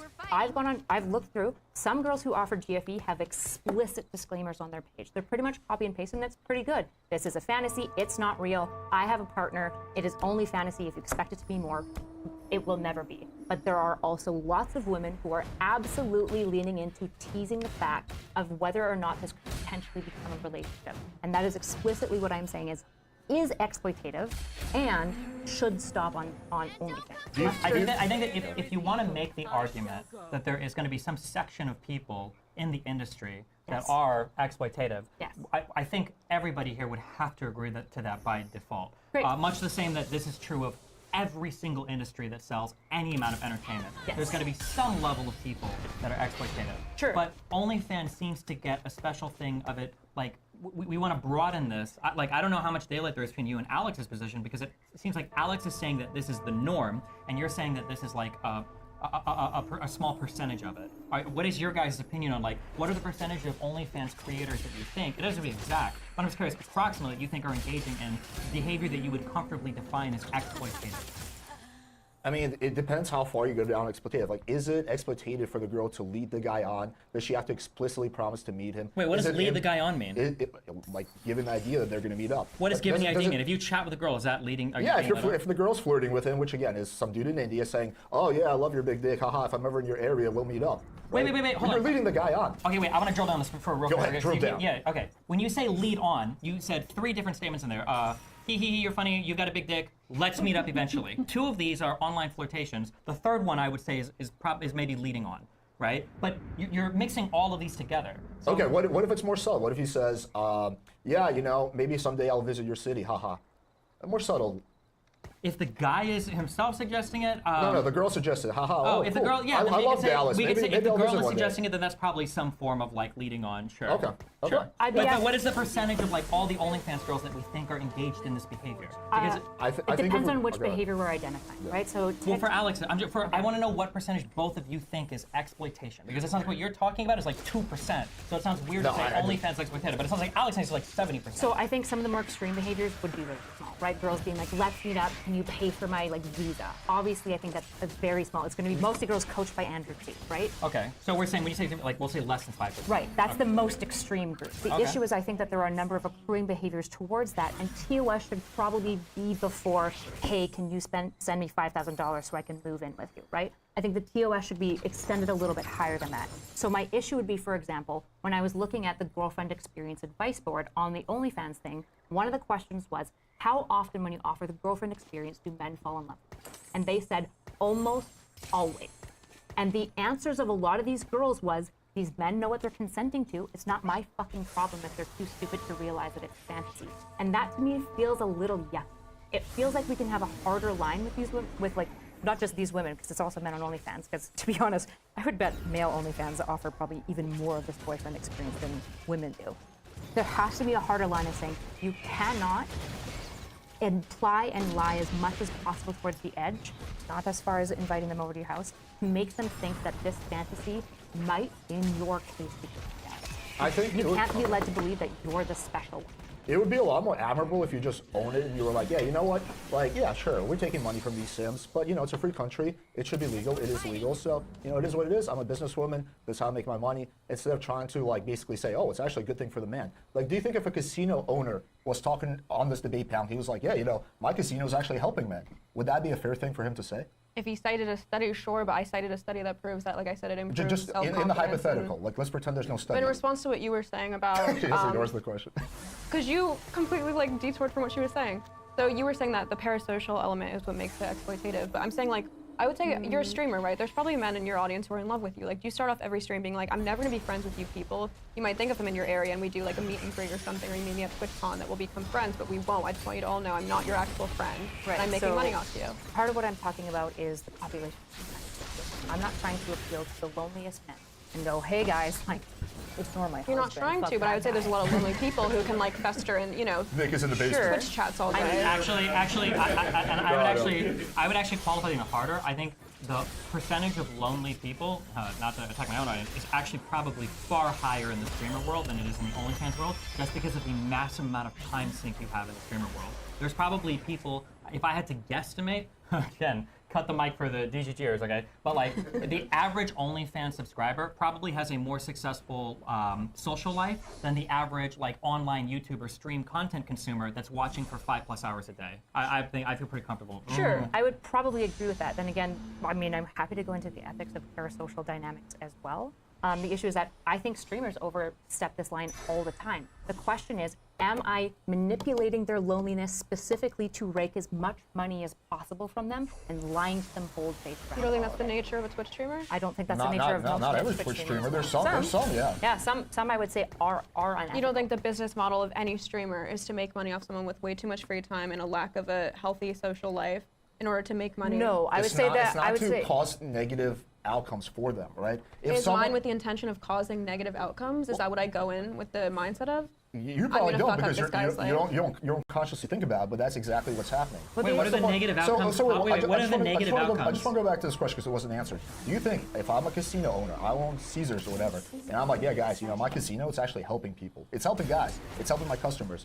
Would you say that that's a fair statement for me to say? If it's not based in any reality or studies, then no. Okay, it's I not. just don't think it's compelling analogy. Why is it not? Because I'm taking their money, and they're not getting anything in return besides short-term dopamine spikes. Hold on, wait.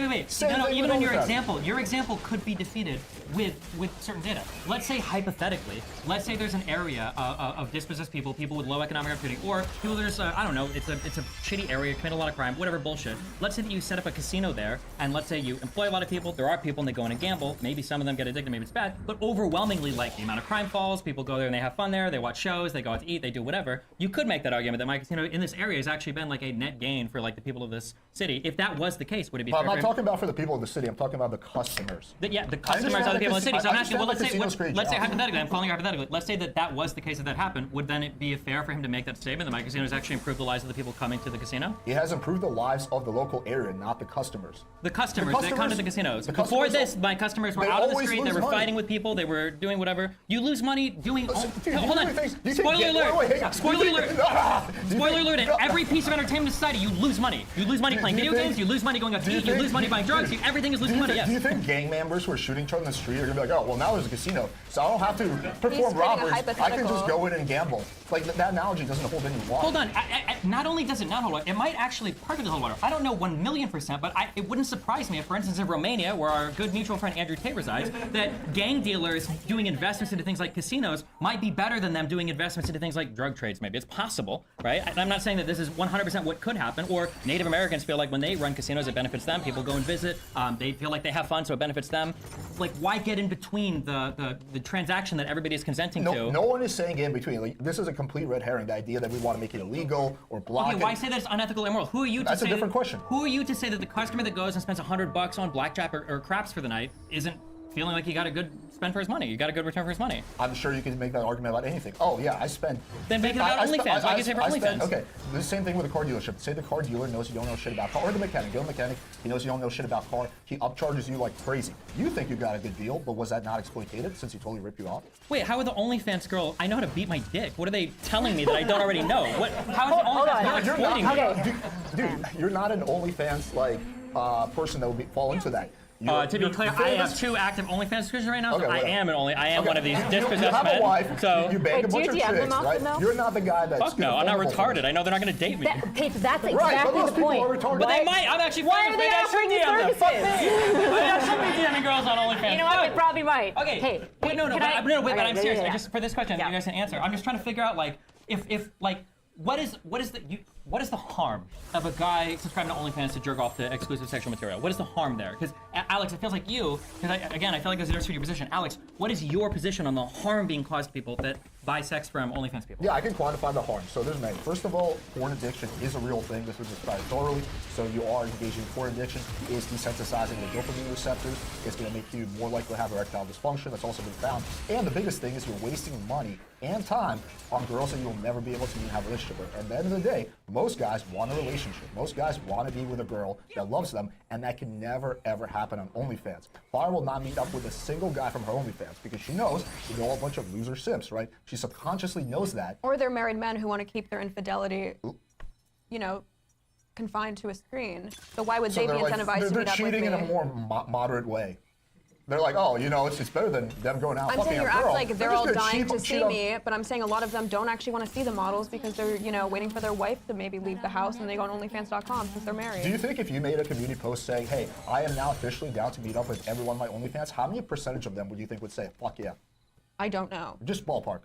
A ballpark percent, I don't know. 95 to 99%. It'd be a lot. Yeah, it'd be 99%. But that's the same yeah. for every single streamer too. Yes, If I made yes. that post, where do you think my canvassing operations came from? Go meet me, So Georgia. Go here's knock on doors. here's where maybe we're disanalogous. My argument isn't, I'm not concerned about being like, maybe they want to hang out with me. That's again the plight of every streamer. My issue is lying and selling a expected reality that doesn't exist. That's my major concern. So how does it not exist? It's existing. They're Because getting what they want. If you're pretending to be a girlfriend in every way functionally, and you haven't even agreed to get the experience, which They'll be fine. absolutely happens. One of the most common things is you slide into the DMs, you say, hey, good morning. There's absolutely this type of engagement with the young men. You are in every way leaning as hard as you can on hoping that they believe that they might be able to meet up with you or have some even long-term real friendship and relationship, and it's not real. That's the problem. If it is real, some OnlyFans content creators are like, no, it is real. I actually do want to meet up with people. I do like my community, and I do like to hang out, and we are friends. That's again different. My entire concern is the ethics of the individual engaging. If you are leaning as hard as you can on these to be two lying, things. yes. Okay, so there's an uncomfortable push, or maybe not fair, okay? But I feel like it's pretty central to your argument. How many guys DMing girls actually think they're going to get into a relationship? Because it feels like you're hinging a lot of your argument on the fact On that this is Instagram like, or where? On OnlyFans. That's what we're talking about. So my question is probably initially maybe 1%. The question is, for me, the question for me is, if the girl engages in such a way that I am concerned about, how often does that 1% go to 10 because they are convinced that they're special in that engagement? And that's the amount that I'm concerned about, is if they are lying intentionally to grow the 1% who think it could be a Wait, relationship also to clarify, 10%. what does lying intentionally mean? Saying, I am going to meet you, we can meet one day. Or is it saying good morning? No, it's so sorry. When I say lying intentionally, I should say things like, you're going to be DMing me, when oftentimes they're hiring like special writers who are coming in to write for them. Call of Duty in India. When they're giving them positive affirmations, when they're saying things like, I really love you, you're really special to me. All of these types of things. I understand that it's part of the fantasy, and as long as the fantasy is made explicit, that's fine. The issue is that if they lean as hard as possible to never have to DTR, that's concerning to me. I understand what you're saying. The different types of behaviors listed are like all over the place, and I can't figure out what we're talking about. Wait, hold on, real quick, just because Erda gave like 3 or 4 different things there. Go ahead. Some of these things are like, if a girl is saying like, oh, good morning, your dick is amazing, like, that's a lot different than a girl on OnlyFans saying like, I love you. That's an insane statement. If somebody's saying something like that, I'd be like, That's probably over the line. Telling people you love them for sure, but you're throwing all of this in the same bag, and I don't even know what we're talking about. Because then, for instance, you say something like, "Oh, they make you feel special." Bartenders make you feel special. Waitresses make you feel special. Like, yeah, making somebody feel special. You want them to feel special. They're a customer, of course. That's the whole point of anything you go to anywhere that has any type of service. I don't know if I would call that exploitative, and that's why again, and I feel like again, I try not to like push for specific Can numbers. we start with some basics then? Well, the only thing that really matters, because everything else is so hypothetical, is like, what are the percentage of guys that actually think they're pushing towards a real relationship? Again, my concern isn't the percentage of guys who think they're pushing. My concern is women intentionally trying to grow that percent. That's my specific concern, is doing behaviors to try to increase the amount of their original fans who long-term think I might get a relationship. And my suspicion is that the women who are, and I don't want to TOS it. I don't want to have OnlyFans going through and be like, if you rate dicks and tell them it's beautiful, now you're struck. That's not what I'm saying. I'm not trying to be like hyper autistic about this. There are some things I want struck. I want to make sure that there are disclaimers on OnlyFans pages. There's no reason not to. There's no harm in adding it, and all it does is add an extra layer of like explicit protection for like the 1% dumbasses who aren't. And the exact same protection should be on every single restaurant, every single bar, every single strip club, I every do not single think massage parlor. I do not think that these things are analogous at all. People going into a restaurant aren't going in being like, God, I'm excited to date this waitress. They're going in for food. Okay, hold on. Wait, hold on. Not only are you wrong, okay, the threat is arguably higher because one of the most important things you learn when you work in restaurants is, for instance, everybody that's employed at a restaurant had a conversation where manager said, hey, if somebody calls in and they ask about when a female employee gets off and they said they're their dad or their brother, you always hang up where you tell a manager, because these are guys that come in, they find girls, they get obsessed, and they try to track them down. I've known at least 3 girls in the like 2 years I worked at the casino that got tracked down in parking lots by men getting obsessed with them in real life, like trying to follow them home and shit. So I don't know why we wouldn't have these exact same disclaimers in any other place. Do you think that restaurant settings are analogous to OnlyFans in the type of content that they're expecting, the type of things that they're purchasing, and like the entire emotional intimacy that is within that dynamic between the purchaser and the provider? It's probably worse because they probably see the restaurant interaction as more authentic. Yeah, I would. A restaurant. Wait, Far. Wait, hang on. You just went on a 20-minute monologue. Far. What percentage of your OnlyFans subscribers do you think? I don't know why you keep asking me for these percentages, but okay. You've literally just been asking for percentages now. Stop. Like, can I?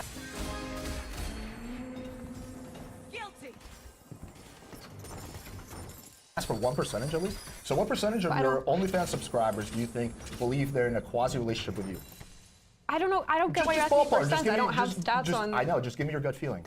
I'm not going to hold you a specific number. Think they're in relationships with me? Quasi-relationship. A lot of them are. I'm not their only model that they're subscribed to, so I would say zero. I would say I don't. Zero. I doubt there's more than one person who's subscribed to my OnlyFans who isn't subscribed to another model. So that doesn't mean they probably think they're in quasi-relationships with all these models. You can be delusional. Okay, then they're not some delusional guy who's just pining for like a monogamous, wholesome relationship with me. They're someone who's part of a liberal. Why does it matter when they want monogamous or non-monogamous? A part of a liberal like society is that there are dumbasses, and we still try to protect them. Like, it is fine to say, you're right, some of these people are dumb. Fair enough, I agree. The question I have for you, and maybe I'm uninformed, could you tell me, like, what are the steps that you implement on your platform to make sure that there's a defining of the relationship? That if you feel like the boundaries are getting crossed, you're like, I think this guy's getting, like, actually serious about me, that you, like, draw down the line and be like, just so you know, like, I'm so, you know, and in the nicest way possible, this isn't real, though, for me. Is there anything that ever happens to kind of draw that firm line and be like, just so you know, you can keep giving me money, I'm happy to keep sending this to you, but what do you do to kind of, like, ensure that your customers are fully aware of what your role is in the dynamic? Nothing. Nothing, really. If someone were to ask me, hey, I'm just going to ask you. Yeah, I'm just asking you. If someone were to ask me, hey, I'm in Miami this weekend, can we meet up? I wouldn't be like, ooh, maybe like another day this week. Like, I wouldn't say that. Well, you would probably be like, just so you know, I don't meet up with fans? I would just say no. Okay. But would you tell all the people who are paying you money that, hey, I don't meet up with fans? Would you feel comfortable making that post? That I don't meet up with fans? Yeah. I don't even know if it's true. I've met up with guys off of Instagram who DM me who don't have a I'm following. talking about OnlyFans. So no, I wouldn't make a blanket statement. What if someone really cool follows me? Then they're not going to be on OnlyFans, Far. No one really cool uses OnlyFans. He said he's on OnlyFans. Well, case in point, to be honest. To be clear, your entire argument has been defeated because, like, look at how many people are mad at, like, ST Peach and, like, her fucking, the random, like, Asian guy that was like, oh, why is he with this fucking girl? There are people that do meet on these platforms. That's fine, but there are people that do meet on these fucking platforms, as weird as it is, or when it happens, or whatever it does. Going back to your other question, though, like, this is pure delusion. No, wait, hold on. These guys are not meeting girls from OnlyFans. Okay, hold on. Your entire informing of this comes very heavily from an incredibly skewed audience of people that are ultra primed to hate OnlyFans more than anything, and a lot of your answers to to these questions or engagements are literally just like, I can't fathom that. Not like, really, that's the dude. full stop. Like The most- earlier, the most popular- earlier you said this. You said half my audience is your audience. that's fine. My audience is delusional too. Okay. So don't make it about my audience. I'm just saying. So then why do you have a better basis for an argument if both our audiences Because are the way delusional? that you respond to some of these questions. So, for instance, you said, "Do you think you've got a higher chance of getting with a girl at the restaurant or a girl who's selling intimates on OnlyFans?" The answer That's is not a question I even asked. I'm almost positive that I heard you. She said it. Erudite asked, she answered that it was probably the restaurant, and then you laughed in response, implying that her answer was ridiculous. You call that series of events? I'm asking her a totally different question. No, hold on. There's two conversations. She asked a question of who you're more likely to feel attracted to, somebody like a restaurant or OnlyFans place. She answered probably the person in the restaurant, because in OnlyFans it's clear what you're selling, and then you laughed at her response like it was a ridiculous response. You remember the sequence of events? Okay, so my laugh is kind of an indication of what, an argument? That you think that it's more likely that a guy's going to fall for an OnlyFans girl than a restaurant girl. I think the whole thing is absurd. The idea don't say the whole The idea that these guys are meeting up with girls from OnlyFans and they have a realistic chance is zero. Flower will never ever meet up with any of those guys. That's not what we're, no, wait, stop. That's not what I'm asking. No, I'm trying to do one line of the idea that 0% of the guys. Wait, the idea that 0% of the guys who are following her. Stop. The idea that 0% of the guys that are following her on OnlyFans actually believe they're in a quasi relationship with her is absurd. That is pure. Utter BS. What percent of guys that go to a restaurant? The guys that go to a restaurant probably think guys? they have a higher chance being in a one-on-one relationship with the waitress, because that's why I pointed out the fact that the subscribers are subscribed to multiple models. Again, I disagree with that analogy. Hold on, wait. What part do you disagree? Do you think that there are guys that go to restaurants that think that the waitresses actually like them? Yeah, I think there's a small percentage of guys who do that. But I think the kind of guys that go to restaurants, that's your everyday person. Whereas the kind of people who gravitate towards OnlyFans. It's a very select type of people. That's not true. That's not true. It's simply losery type of That's You don't not have any true. evidence for that whatsoever, though. That is What not kind of true at evidence do you all. need? Do you want me to drag Anything, up? literally any evidence at all. I can show you There's person after doctors, person. lawyers. There's so many like successful men on Doctors OnlyFans. are Okay, I brought a massive study about the demographics of OnlyFans users, okay? So there we Bust it go. out. We can stop talking about this. Okay, I agree that it is Gen Pop that says everyone uses porn. It's going to be Gen Pop that accesses OnlyFans. The issue is, what does OnlyFans offer that's unique to porn, that's unique to all of these industries? And I would say it is the intimacy of the dynamic between the two people. It's not just sex. It's intimacy and sex. And I don't even think that that's a problem. I don't hate OnlyFans. I think it's completely fine to sell intimacy. I think the fact that married men are using it at such a high amount suggests to me that it's possibly somewhat of a filter intimacy. They want validation. And that's, again, fine. The only issue that I'm outlining is if people are leaning intentionally into blurring the lines of to whether or not this is a fantasy or not, these are the people that are being exploitative, and I'm concerned about a platform that has no oversight that would allow these content creators to exist, and I don't feel like there's an honest conversation about that existing. I think we're just perceiving OF customers completely differently. Like, you're making it seem like these guys are shelling out money and kind of hope that they'll eventually be in some IRL relationship with the women. I see it completely oppositely. No, I assume most people who use it are normal people. Normal people are like, God, she's fucking hot. They get her on TikTok or Instagram. No, I disagree with that statement. Okay, well, you can disagree there. They go on her Instagram, they see her in a cute, funny outfit, and they're like, what do her titties look like? Normal guys Always, have sex of with course. girls or they jerk off to porn. Normal guys don't pay for girl OnlyFans. That's not a normal guy. That's a very A special, decade before the advent of lonely OnlyFans, type 16% of guy. American men were paying for IRL sex. They were paying for prostitutes. That's 16%. That's also a very special type of guy. 60% of men were paying for sex. 16% is pretty 16 high. or 60? 16. Okay, yeah, I can believe 16. And a lot of them would seek them out also for the intimacy. Should the prostitute be saying at the start of every session, by the way, we're not actually dating? No, because it's understood that the man doesn't want an actual relationship. It's a fair exchange. He wants like a flattened It's a fair relationship. exchange. I'm giving you money, $300. You're having sex with me. It's a So fair that's the exchange. issue. You see Versus with OnlyFans is an it's not unfair a fair exchange because it's they're not not a fair getting exchange actual Because sex. these guys are getting something. They think they're getting something, but they're not getting that. Why are they not getting something? Because you're not going to date them. You're not going to meet up with them. The You don't care prostitute about isn't dating them. So How- you're saying sex how- is okay, but the photos aren't? That's exploitative because I'm not giving them like. It has nothing to do with that. It has to do with You said expectations. you said the prostitute's giving them something, and Yeah, I'm not. she's giving him sex. And they're You're conflating sex with romantic relationship. Right, You just so said those before guys romantic are paying, No one goes relationship. to a prostitute for love. Those guys are paying for sex and they're getting sex. It's So a very wrong. They're paying for my content and they're getting content. Okay, they're paying for more than that. Why would they pay for content if they can just watch porn online for free with 20 million A girls lot that of look guys like don't you? go to actual prostitutes for just the sex. They go for the intimacy as well. They go for But the they're not moral getting support. intimacy. For sure. They're Can I getting the ask- emotional can I- support. can It's I like a s- one-sided therapist. Can I just be real and ask you a It's slightly dudes in different India question? messaging them, giving emotional support. Okay, go ahead. Do you think, I'm curious, because again, maybe I don't know. Do you think that there are women in the space that absolutely avoid some sort of defining the relationship or defining boundary type conversation with the people paying them in hopes of making sure that their relationship is blurry as possible for as long as possible in hopes that they'll get more money from it. Do you think that that behavior occurs in some of them? I'm sure it exists. Whether I would qualify that as exploitative is a Sure, yeah, I'm not asking you to agree with yes. exploitation. So that does exist. Would you agree that there are also girls who probably do things like lean really hard into the girlfriend experience without ever even labeling it GFE with the guy who's interacting with them?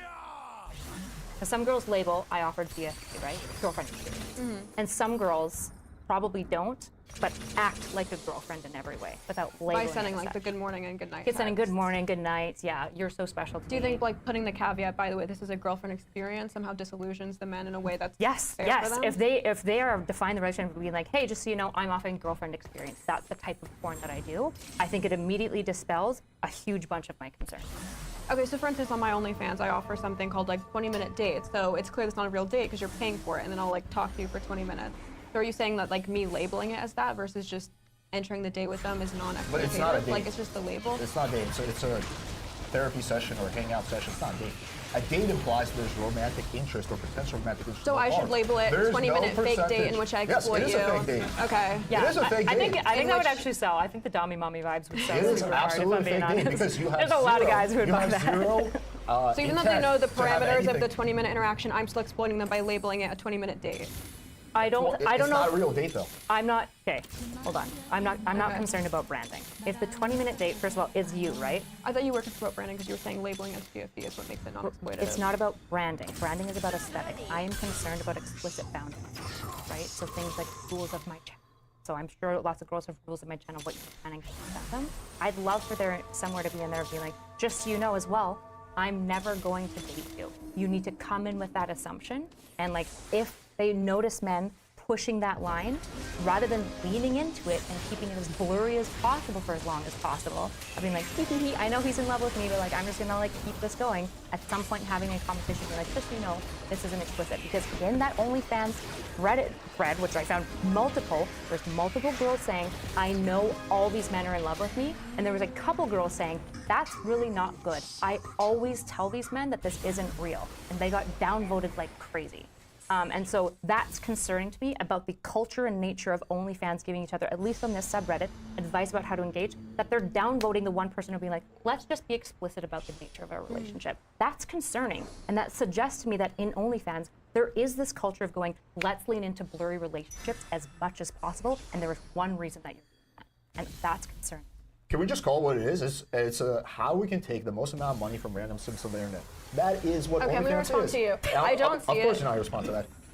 Because she's That's the job speaking of to me and I'm every streamer and responding. YouTuber, by the way. Just that what you just said is No, the job no, of it's every not. streamer. Yes, it is. Of No, course it's it not. is. What do you mean? How are you doing that? By trying to maximize your providing- engagement with your audience, make them pay you as much money as possible. You're Subscriptions, providing them memberships. entertainment. They know exactly what they're getting. They know what they're getting. You'll Justin, get do you think filed a your chargeback subscribers if you think that they're scam dating someone you? on OnlyFans. This is the issue that everybody, and I don't know if you engage with sex or porn or whatever in a different way, but like this is the issue that everybody runs into. You keep saying that the only way that you can pay for OnlyFans stuff is to get scammed because you're not getting what you actually want. But you can't even seem to fathom the idea that maybe they're getting exactly what they want. Maybe they want to chat with somebody that they don't even know if it's actually a girl or not. Just so clear, that is not my position. I will, I yeah, just me want and that Kyle to are be arguing from two clear. different Yeah, I want perspectives. to I don't even have the respond to disclaimers. Yeah, so basically what it comes down to is yes, they think they're getting something, but they're not actually getting that. Like, okay, here's a simple They're analogy. literally let's getting say, it. Let's say I meet a girl, right, and I lead her on to think that I want to date her. Like, let's just say I never explicitly say that. I'm kind of a lovey-dovey. I'm like, oh my God, yeah, you know, I see blah blah blah. But I never say explicitly. I'm implicit, just so I can bang her. Then I bang her. Was I exploitative towards her? If I had no actual desire to have a relationship. Yes. Yes. Okay, good. So It's how, just not analogous. Wait. Hold on. Let's say that you did that exact same thing. Okay, that exact same behavior. You took her to dinner. You told her a bunch of romantic things, and then you fucked her, and then you ghosted her, right? You think that's exploitation, right? If I led her on to think there's gonna be a relationship, yeah. Okay, let's say that she found your number from a website that says www.fuckboysthatwilltakeadvantageofyouandleaveyou.com. Would it be exploitation then? No, because then she knows what she's getting. Okay, you're on OnlyFans. The girl's page is public. What else do you need? These guys think they think they're in a quasi relationship with the girl. And some people think that when they take LSD they can fly. I mean, I don't know what the point of that statement is. There might be some guys that but it's not 1%. It's like a solid 40-50%. Okay, I understand what you're saying. That's a fact of the matter that needs to be established. Because your whole argument hinges on that. Do you think 40 to 50% of guys that subscribe to OnlyFans think they're actually going to date one of those girls? They have deluded themselves thinking they're in a quasi relationship with the girl. Why else would they give her so much money? Because the point is unique. Because the experience is exclusive or unique. And there's so much porn on the internet. You can literally watch a new video every hour and you'll still never run out of porn. Exactly. So there's no exploitation because there's no monopoly on sexual voyeurism. That's the whole point. Okay, yeah. Sorry. Go ahead. No, yeah, that was it. Okay. You keep using this argument. Sorry. I'll shut up. I can tell Kyle's getting a little frustrated. So go ahead. Also, you keep using this argument that like there's porn on the internet. That doesn't make sense. There's other stuff that you can pay for. But that's like saying, like, why would you play this video game when XYZ video game is free? The whole point I'm making is because the guys who just want to, like, jerk off to some video, they will watch porn. The guys that go to OnlyFans, the reason OnlyFans is taking off so much... It's a dating site. Why don't they go on Tinder? Some of them do. Why don't they go on seeking arrangements? If they actually want a relationship, they can get a sugar baby if they're shelling out so much money. Well, that's not a real relationship either. But yeah, so they can But they're getting something out of it by your definition. They're going on OnlyFans for that specific model who they see on their Explore page and they want to see her tits specifically. I'm just disproving Destiny's point. The whole idea they're going there is just to get content, right? Sure, some of them. You didn't disprove it well, I'm about to. I will acknowledge that there's a small percentage of men, maybe 30, maybe 40%, who know exactly what's up. It's like, hey, listen, this girl will never date me. I'm not in an actual relationship with her. I'm just basically wasting my time doing this, and I'm okay with that because I hate my wife. That's fine. But that's not a lot of the men on there. A lot of these men on there have deluded themselves into thinking, hey, this girl Farah really likes me. Like, I think I have a chance with her. Let me just keep paying her more money. Let me do one of these dates with her. Maybe I can impress her. This whole line of argumentation fails without you being able to substantiate that. How do you want me to substantiate it? Literally any number, any study, I can give you anecdote after anecdote of people I met. That's great. So back to your point, well, I don't think there's an expectation on the OnlyFans girl to outline that, like, I'm never gonna date you or anything like that, because like I said, I think a big, attraction for sex work is that you're giving that fantasy, and I don't think that's exploitative. I'm not. Same way, do you think like, if a John goes to a strip club, that the stripper should be, morally obligated to tell him, by the way, I'm not actually interested in you? The issue is that strip clubs have so much implied disclaimers. Because all of this is about disclaimers. Implied disclaimers. Absolutely. If you're going to a strip club, there's a 6'4" security guy with a no-touch policy, right? There's so many levels of why this isn't going to become a relationship. And to be honest, there's probably some element within the strip club where they also lean into the blurry relationship that does concern me to some degree. Can I ask you a question about like one of these posts that I pulled up? So this girl says, I had a guy fall in love with me where he gave me a lot of his money to me on his birthday. He recorded a video of himself idolizing me. He idolized this fake lifestyle that I was portraying on OnlyFans and Instagram, which in turn motivated him to change his life. But behind all this, it's sad to say, you just go along with it without giving it a thought. As long as you ain't got your real identity somehow linked to your OnlyFans ID, I would just go along with his obsession. Part of the work, I guess. But do what makes you feel comfortable. And this was literally like a very recent post. I didn't dig for that one by any means. This is just what's one the name of of the the subreddit? Where's this coming from? OnlyFans advice. Okay. r/OnlyFans advice. Do I think she's necessarily someone who is a good person in the sense that she cares about her customers? Probably not. Do I think that guy is being exploited? No. Wait, Farah, where can I find the survey you mentioned? I was just quickly trying to find something along the lines of that, and I didn't see it. Where's the study that you mentioned? Which one? It was Littman, like 2023, right? Littman, Leicester, 2023, Journal of Sexuality and Culture. Yeah. That's where it talks about the benefits of going on OnlyFans.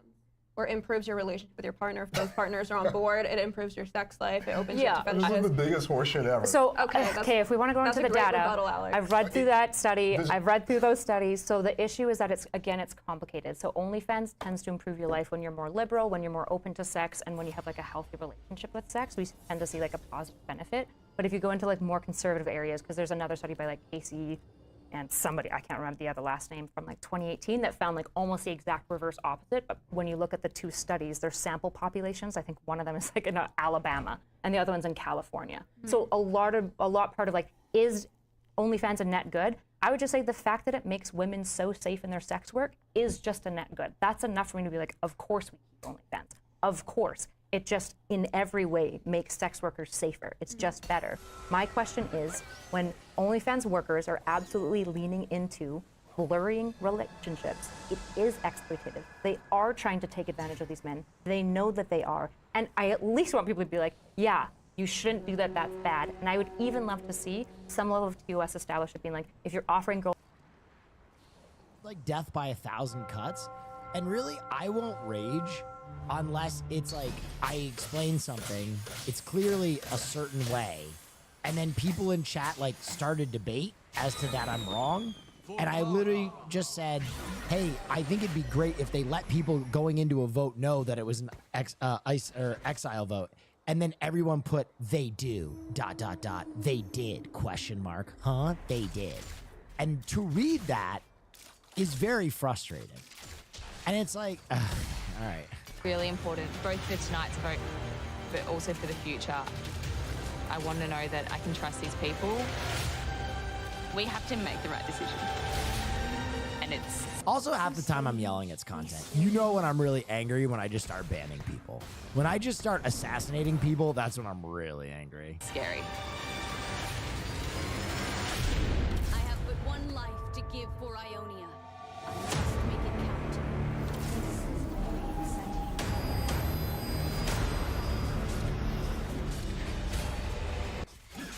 girlfriend experiences, it needs to at least be posted on your page that you offer girlfriend experiences. So you were saying the reason that the strip club doesn't seem to be exploitative in the same way, even though they're still blurring the lines, is because there's this implied boundary of the fact that there is not a pimp, but like a security guard there. I would say just the fact that it's through a computer screen offers like 10x the implied boundary.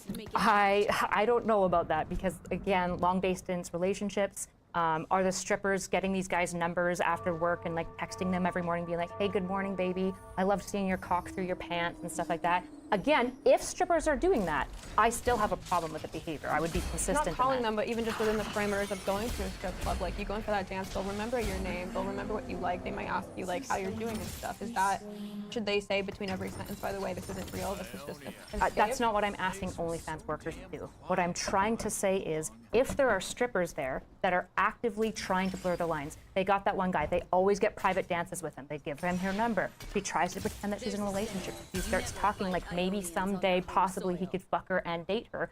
I would have a same issue with that stripper as OnlyFans models doing the same thing. And my concern with OnlyFans right now is that looking through the Reddit thread, looking through different OnlyFans pages, to be honest, when I first came here, I was like pretty like, I don't think it's exploitation. Reading through the way that so many of these women are engaging in their platform, it's clear that they're trying to lean into blurry relationships as maximally as possible to try to rake money. Not all of them. There are some excellent women who are not doing that, and not all women do girlfriend experience at all.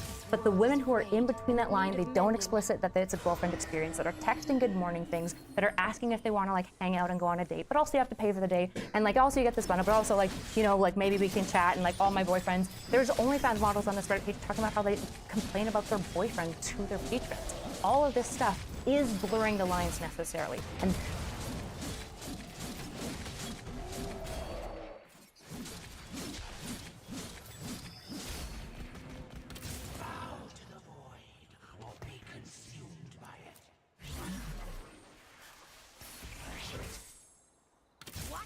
this is what I'm concerned with. Just to clarify also, me and Kyler are looking for different things. She's talking about, hey, well, let's put some safeguards in place. I actually don't care about that. I understand that even with safeguards, the simps are still going to be getting basically taken advantage of. All I would like, or I guess it would be interesting, is that if you just own the reality of the matter, it's like, yeah, you know what? These guys are losers, they're simps. But you're not looking at the reality because you're just saying that all the stats are horseshit. So how am I not owning the reality if you're not even subscribed to reality? All right, Destiny, do you think that most men who subscribe to OnlyFans it's improving their relationship? Do you believe that? To generalize the audience of OnlyFans, in my opinion, is probably pretty hard. It's probably a pretty big, pretty diverse audience of people. Most people, over 50%, do you think are improving their relationship by going? Like if they're in one, or? Yeah, they're in a relationship. Do you Well, think here, actually, we can ask some questions. Kyler brought the city with her. What are the percentage of people on OnlyFans that are in relationships right now? I don't think the study she polled. said 90%. This was. That was for married. Sorry, are the users in a relationship? Yeah, the users, like you said, 89%. Are in relationships. I think it was 92 for relationships in general. Yeah. Relationships in general. Most users are in a relationship. Is it improving their relationships? My guess would probably tend towards no for over 50%. But improving their relationship. That's a common sense position. No, wait. He didn't Your cite position was anything. not. Your position was not. Is it improving? Your position is. It's massively detracting from the lives of all these people. disaffecting You them, haven't yeah. substantiated. First of all, I never said the word massive, and we're talking like we have like 3 different conversation threads going. So I'm trying to like weave these together. So what I'm pushing back against as far as saying that, oh, well, there's a study that seems like it was done very credibly that shows that actually most guys who subscribe to OnlyFans are improving their relationships. That she's pushing back. So you've presented a narrative with no evidence. The narrative that you put forth is that men are going on to OnlyFans and they're substituting their drive to find relationships in real life by going onto OnlyFans, and OnlyFans is perpetuating. Yeah, we can engage in that, but that completely defeats the purpose. That's the point. That's the narrative that you put forth with no evidence, and her refutation of that narrative was, how can that narrative be true if 89% of people on OnlyFans are married? That one number, assuming it's true, destroys your entire narrative. That's why she put forth the narrative. It doesn't argue against the idea that maybe OnlyFans might be detrimental to the majority of people's lives. First of all, you can be married and you can be extremely lonely. You can be in a Women loveless, actually sexless experience marriage. more marital loneliness than men, and yet there's a huge disparity between who's actually committing adultery in relationships. So women put more, are conditioned or also wired to just place more emphasis on their dyadic relationships. They're more likely to stay at home while their husband is traveling for work. So wives are 100% across the board more lonely than their husband. So yes, married men can be lonely, but it's usually women who are lonely in relationships. How does that affect the argument at all? Because then why wouldn't it be 89% married women on OnlyFans? Or even more Can I create a direct link between lonely married men and subscribers? What is the evidence that lonely men sub to OnlyFans? Okay, What is the evidence? Which questions do you want me to ask? So, because women typically are way less redundant on porn sites, and women are way less likely to actually subscribe to dudes' OnlyFans. They're going to meet their emotional needs and loneliness in other ways, through friends, through hobbies, through maybe cheating on a guy in real life, right? That's how women are typically going to meet their loneliness needs. Men are doing it differently. Again, a lot of these married guys More men cheat than women, statistically. A lot of these, a lot of these guys are lonely, so that's how. So it's just the idea is it's disanalogous because there's a different amount of men and women that subscribe to OnlyFans and different amount of men and women that just watch porn in general. I just completely disagree that loneliness is the main driver. Yeah, what I is the think evidence? What is the instigator evidence for, that- if I could suggest, for why men are going on OnlyFans. I think they're doing it for sexual escapism. I just want to If you're truly lonely, it's central to. Hold on. You need this question. Okay. This is the central point of your argument. Go ahead. What is your evidence that the men that are subscribing to OnlyFans are lonely simply? Anecdotal. Yeah, I mean, I don't have any studies. Okay. I haven't seen you really reference any studies Me? besides this one that I couldn't find. I cited two. That you didn't cited two. find. What do you mean? Well, can you show them to me? Pull them up in your phone. Okay. The studies you're listing sound like complete BS. Even Destiny doesn't believe the study. I do. I looked and it he up. knows everything. Yeah, he No, knows you literally Wikipedia. just said no. I don't think for most guys it's improving their relationship. You asked him to go with his gut, not a citation. Okay, if I could just suggest, suggest, your own partner doesn't believe the study. everyone is That's great. speculating based on a paucity of literature. There is no data on this. All we know is in this sample alone, which is one sample, and I'll be super clear, this study, if anyone wants to look it up, by Litham in 2022, is a fucking fantastic study. The statistics are great. The size of everything is awesome. The issue is it didn't look into any of the drives as to why people are using OnlyFans. The issue is we're fighting over a massive unknown. And so what we have to ask is, why are people going to be attracted to an OnlyFans model porn site when they can get free porn elsewhere? It's obviously not just sex. It's probably intimacy, but we should test it. And again, I'm saying that's fine.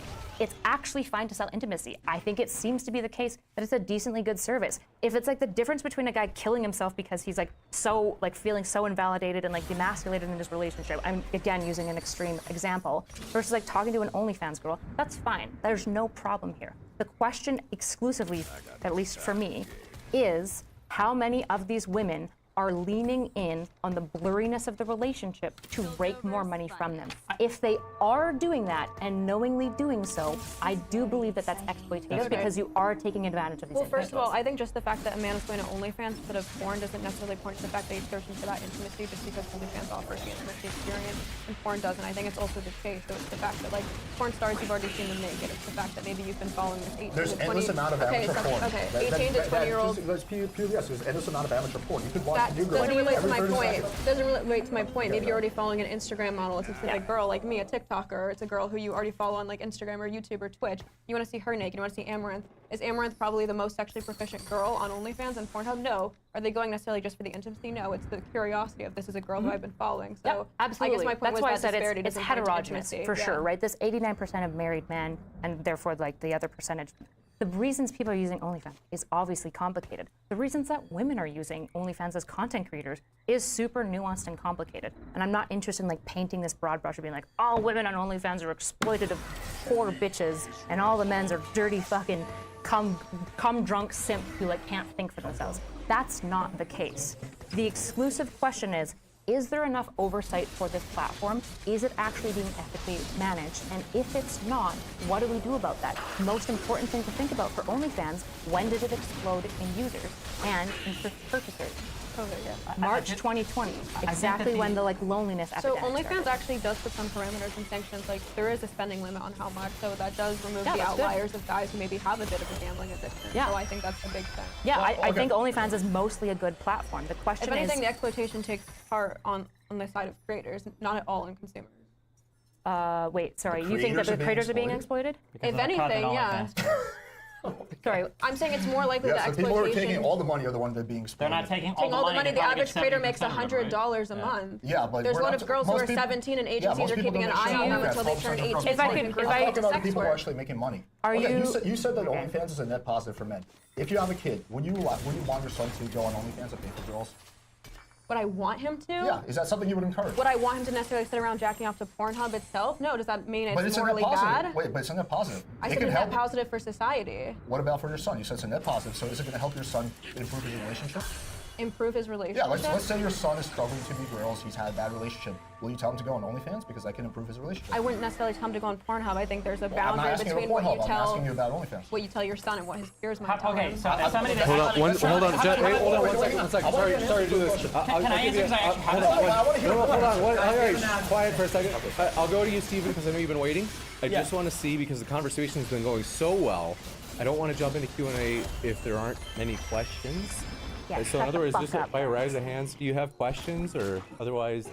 Okay, not too many. Let's keep going then. All right, don't worry. We'll have Q&A still. You're ruining I just this want to make sure we don't jump into it conversation, too early. So we'll give more This is time. okay, so this is the issue, okay? I think that if we I'm just going to repeat my question afterwards if you guys don't answer, but go ahead. He's answering That's right like now. my topic. I like that. But the difference is I actually like answering questions because I have good answers for them, okay? So when the issue that I have that I think is very strange is that, and I'm going to make a couple of statements here.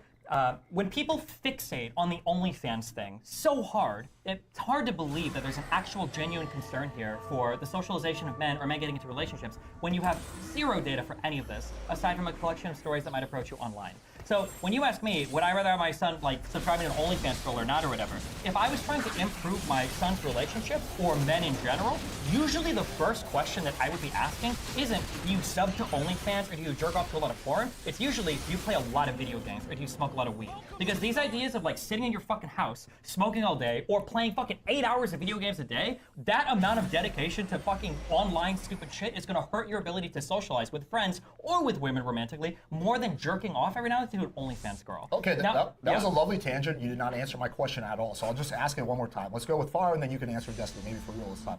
So, you said that OnlyFans are net positive for men because they help improve their relationships, according to the study you cited. So then the follow-up question is this. Net positive in like an idealist utopian society? No. As of where our society is right now, yes. Okay, so it is a positive. It helps the average guy improve his relationships. The average guy? No. I said it improves the sexual lives of the average subscriber. Okay, the average subscriber, it improves their relationships. So they're already sex lives, subscribed. That sample is already based off guys who are already subscribed. I don't know if you take the average guy and tell him to go on OnlyFans, that So, improves his for relationship. the guys, so the effect only kicks in once they join?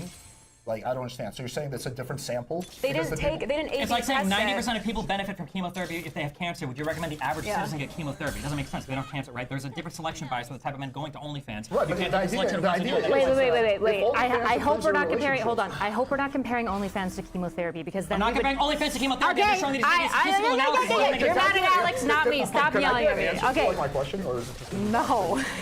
No one's going to answer this question. If your kid wants to jerk off to OnlyFans, I say, yeah, go for it. That's not the, once again, not the question. Not the question. That was the your question question. is, since according to Farah, OnlyFans improves your relationship. That was never Your our kid- argument. Of a Our argument is subscriber. that OnlyFans is Hold on. good because it improves relationships. That She wasn't said the that argument. 3 times. No, she I said it's a didn't. net good for men. She says it makes them You feel more said the confident. It makes them feel. subscribers Yeah, are she being listed like disaffected 6 by being things. subscribed. You're saying I the said you- subscribers having their relationships improved. Yes, of the study done with the sample Okay. of men who are already So subscribed then, to by OnlyFans. that logic, if your son No, becomes a not by subscriber, that logic, because I don't know if my.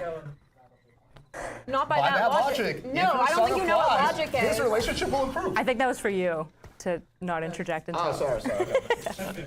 I mean, I thought you guys wanted this to be a fun debate. Does my son already? I could just circle jerk and say, yeah, sure, whatever. Is my son already a married man in maybe his 60s who fits that demo of these OnlyFans subscribers? I think the average age is like 30, but yeah. My point is, like, is my son already having all the traits of this subscriber that's being sampled by this study? So no, that logic does not count. Okay, so let's say your son does have all the traits of a person that would subscribe to OnlyFans. All the traits. Now, I'm giving my husband marital advice, like, hey, you and your wife are feeling sexually bored. Maybe you should watch porn, because if you're both into it, then it can help. I don't think that's my place. I wouldn't tell my daughter to use sex toys, but that would improve her sexuality. But I just feel like maybe that would be uncomfortable for a mother to tell her daughter. Okay, once again, not answer the question. Let's say your son has all the traits of someone that would subscribe to OnlyFans. Married, 30. Okay, sure, all those things. Let's say he's having relationship issues with his wife. Would you tell him to keep staying on OnlyFans because it will improve his relationship? No, would I prescribe that? Absolutely not. So then you just disagree with your whole argument? No, I don't. I'm saying that they're not being necessarily disaffected in their relationship. Would that be like my blanket prescription? Is it positive, negative, or neutral?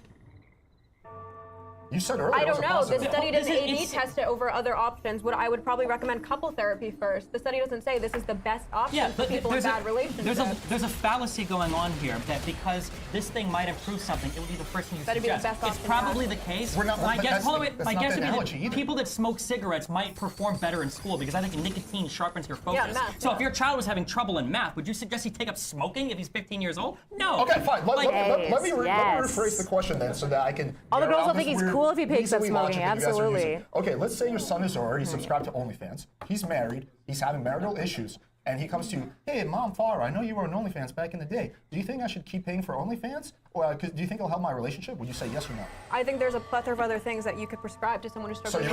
Can I be so rude? Can I be so rude? Can I be so rude? Can I be so rude? Can I be so rude and say, can we stop this fucking line because it's so fucking retarded? Can I just ask you guys like one question that I think is important for me to understand maybe from your side? What lines do you think should exist between the OnlyFans content creators and the people that they consume? Like what level of line should exist and how they separate the relationship? I personally don't believe there needs to be any. Honestly, I see this completely analogous to other types of sex work. And like again, like I said before, you're engaging in a fantasy, you're engaging in sexual escapism. And I think, like I said, just the fact that you're engaging with someone through the internet is already enough of a wall. There's no disclaimer, so is it okay for OnlyFans girls to lie to their customers and say, hey, I'm gonna meet up with you? I don't think that's what she was asking. Well, that would be a line. That would be a scam if I say, give me $20 and I'll meet up with you in person. That's no money's involved. So, one of the lines would be fraud. You would agree that you shouldn't defraud your clients. Yeah, that's already illegal. She's talking about ethics. Okay. Right. But you can also lead guys on. Okay, sorry. Go ahead. Thanks. So beyond fraud, is there other things? For example, if a woman is knowingly trying to blur the line between fantasy and reality, do you think that there should be some level of at least social pressure amongst maybe even online content creators like other girls and stuff to be like, hey, that's not like the best thing to do to these men? So you keep saying blurring between fantasy and reality, but when you're painting this picture of reality, you're saying good morning, text, good night, so that reality is being met. Well, I listed a bunch of things. I can go. Yeah. I know it's been super lost in all of the conversation. I don't think there's anything unethical with offering the GFD experience. Yeah, I agree that there's nothing unethical without labeling it as such. Okay, so that's can I identify a big disagreement here, or something that we're having an issue with? Okay, is what you refer to as blurring the line. Farha is referring to as the actual service being paid for. That's the issue. So, like, yeah, I won't even make an analogy, but that's the issue. She's saying that men will go on. For that I want a girl to give me a 9 out of 10 dick rating. Like, I want the girl to say good morning to me, but I'm buying it, and I know that like I'm just paying for fucking DMs, and she's gonna say it to me. But that fantasy, that blowing line, that's explicit. Like when I go to a strip club, I want her to sit in my lap and say, "Hey, daddy, you're the coolest guy." Blah blah blah. I'm paying for that, right? Like that's what you're paying for. I understand, and I've already agreed that intimacy is fine to sell. Sure. The issue is... No, not intimacy. The literal blurring of the line is what lying and people saying your dick is for. amazing. I would love to fuck you. Like that's what they're paying for. They don't want an accurate dick rating. That's the first thing they teach you if you're doing dick rating. So do you guys? Okay, so lie to them about their dicks. Great. What? Lie to them about their dick size. This seems to be. It's not lying. They're asking for you to hype them up. Oh. They want, or they could be asking for humiliation. So yeah, guys have perfectly normal dicks, so they want you to shit If the guy has the most degradation. sad, pathetic looking dick, you're gonna be like, oh, this is so If someone pays me for a degradation video, am I gonna say no, that's unethical because then I'm lying and putting you down? Okay, a question. What do you think an OnlyFans content creator should do? Say she finds out that a guy's idolizing her, making idols to her, and giving her more money than she knows that he can afford. Say he says, I took out a second mortgage.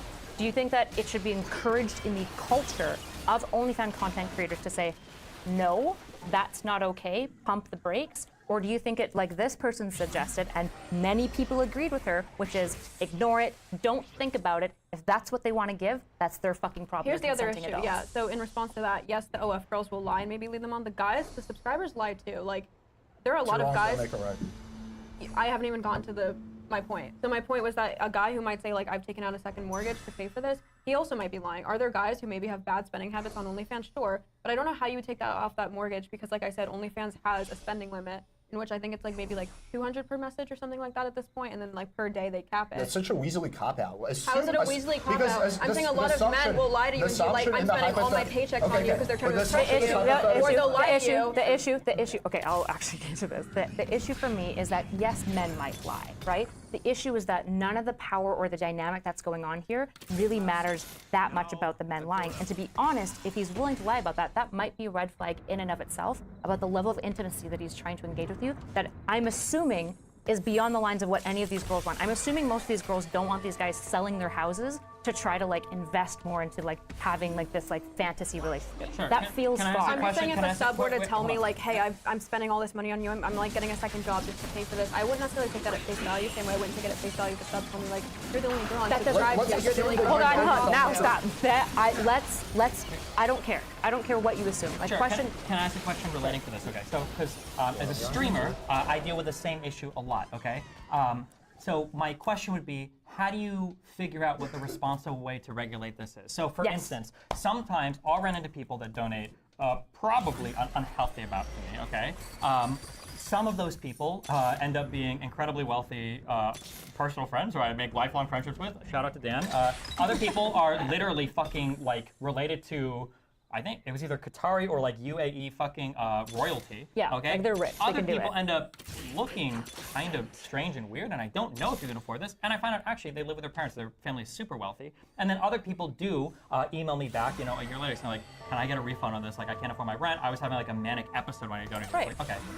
Until they've explicitly said that, like, I can't afford this. I've made a huge mistake. I fucked up. How would I even go about auditing or figuring out what the reality of that is? Would you give them the money back in that situation? When people ask me for money back, it depends on what it's for. If it's like somebody that's donated a fuck ton of money or whatever, and after Rick, generally I will because it's not worth it. If somebody donated me $5 for shit talking me and I skip their dono, not only do I not give them money back, I'll fight the charge. Well, I'm talking about an analogy you outlined where it's someone who had a manic episode. Yeah, then I feel like I'll give them the money back. Okay. Yeah, for sure. Fine. However, wait. I'm asking. Hold on, because I want. Because your thing. Because my question is, how would I figure out which people I should be careful of and which I shouldn't? And in the pursuit of figuring that out, am I not building an even closer parasocial relationship? That's not what I'm asking. Sure. So So then tell me how to figure that out. Go Okay, ahead. I'm not asking for you to figure it out. What I'm Or trying an to. OnlyFans creator. Yeah, I'm not asking for OnlyFans content creators to be like, you gotta send me your bills, man. I need to audit your finances to make sure. That's not what I'm asking for at all. Okay. And that would be an increase. What I'm asking for is the broad culture amongst OnlyFans content creators to go, oh, during that manic episode, I'll definitely give you your money back. Or is the culture the ghosting? As long as possible to not have to do payback, especially assuming you paid some way. I don't know the payback system super well, but I don't know what extent they would have control over that, right? That's my question. Is the culture of OnlyFans content creators to go, oh, this guy's manic? I'm going to keep yes-manning his mania so that he gives me more money. If that's the culture, and I'm extremely concerned that it is amongst a large number of these content creators, that to me is exploitative. That's a problem. I just don't know how we could gauge their mania, because if they're already like jacking off, they're gonna be acting a little bit out of character. I just don't know like how the Oh, right. I just don't know how the Wait, I thought this was the average guy. I thought these were normal people. We're not talking about the I average said guy right horny. The average guy gets horny. Right, but you literally said that you can't count them. I said I to don't be in know the how right can state you of gauge mind. the mania of an OS subscriber because they're already acting different and they make like By a guy who's subscribing to super your horny and OnlyFans. jacking off may already like check off some list of like symptoms of mania is my point. Like Okay, how would I Wait, gauge let's. that? Erudite had a good line of. Okay, fine. I'll inquiry, just let okay? Erudite So go. like, so I would say the culture should generally be encouraged to not take advantage of people like that. I would Sure. agree with that. That's an easy bullet to buy. Hold But on. then, yeah, But my go ahead. question is, Yep. does that culture exist? And I am extremely unconvinced that it does. Sure. Because I was on your guys' side before coming to this. I was like, fuck, I don't want to. Until you saw a few posts on the server. Character. I just don't know like how the Oh, others right. go. Because- I just not a single OF model is ever saying like there's a chance we'll meet up. I meant like informed enough. There's a chance. I think that that's the area where, again, most men are informed enough to know that that isn't a chance. I'm concerned about the small population that are at higher risk. No OF creators are leading men on in that sense. Like, I lived in an OnlyFans house for 6 months. I met like 30 new creators a day. Not a single OF model is ever saying like, there's a chance we'll meet up. That's kidding? I'm sorry, that is a lie. That is not true. She meant most of them don't do that, okay? Okay. The whole premise of back. What did you Then am I lose? exploiting them? No. Of If course. you already got the content, you're basically saying that the content is inherently a scam. If I sell someone I will a car, give you props for if- acknowledging that you don't give a shit about I'm these sorry, dudes. if I sell someone a car while they're in a manic episode and I've already lost the car and I don't get it back, What did you then am I lose? exploiting them? The same video that That's you showed. this is the issue here, is that you The don't same think I'm video you providing a real show- service. The Or same what if I video that you spent? sent What if to I every other guy. No. What if I did a 2-hour date experience? What if I did a custom? Now they get to just see me naked for free because they were in a manic episode. I already provided the service. Fine, let's assume it's something that you sent to everybody. If I sell the same car to everybody, I still gave them a No, car. because a car is a sunk value, so the dealership loses $60,000. So just because more people have seen my tits, suddenly it's worth nothing, and then I can give it to There's that no guy, and he can get his money inherent back value and to get to see my tits for There's free no because he was in a inherent- man. there's no- inherent value you're to not- it. I thought this was the average guy. I thought these were normal people. We're not talking about the I average guy said right now. horny. The average guy gets horny. Right, but you literally said that you can't count them. I said I to don't be in know the how right can state you of gauge mind. the mania of an OF subscriber because they're already acting different and they make By like a guy who's subscribing to super your horny and OnlyFans. jacking off may already like check off some list of like symptoms of mania is my point. Like Okay, how would so I gauge let's, that? Erudite had a good line of Okay, fine, I'll inquiry, just let okay? Erudite So go. like, so I would say the culture should generally be encouraged to not take advantage of people like that. I would Sure. agree with that. That's an easy bullet to buy. Well, hold But on. then- yeah, But go my ahead. question is, does that culture exist? And I am extremely unconvinced that it does. Sure. Because I was on your guys' side before coming to this. I was like, fuck, I don't want to. Until you saw a few posts on the subreddit, I understand. No, not until I saw a couple of posts on the subreddit. Until I Okay. started looking through closely at a number of subreddits and a number of posts, looking at OnlyFans pages themselves and collecting this information and going, there doesn't seem to be this culture. Reddit OnlyFans advice is a very large channel. It's a very large group.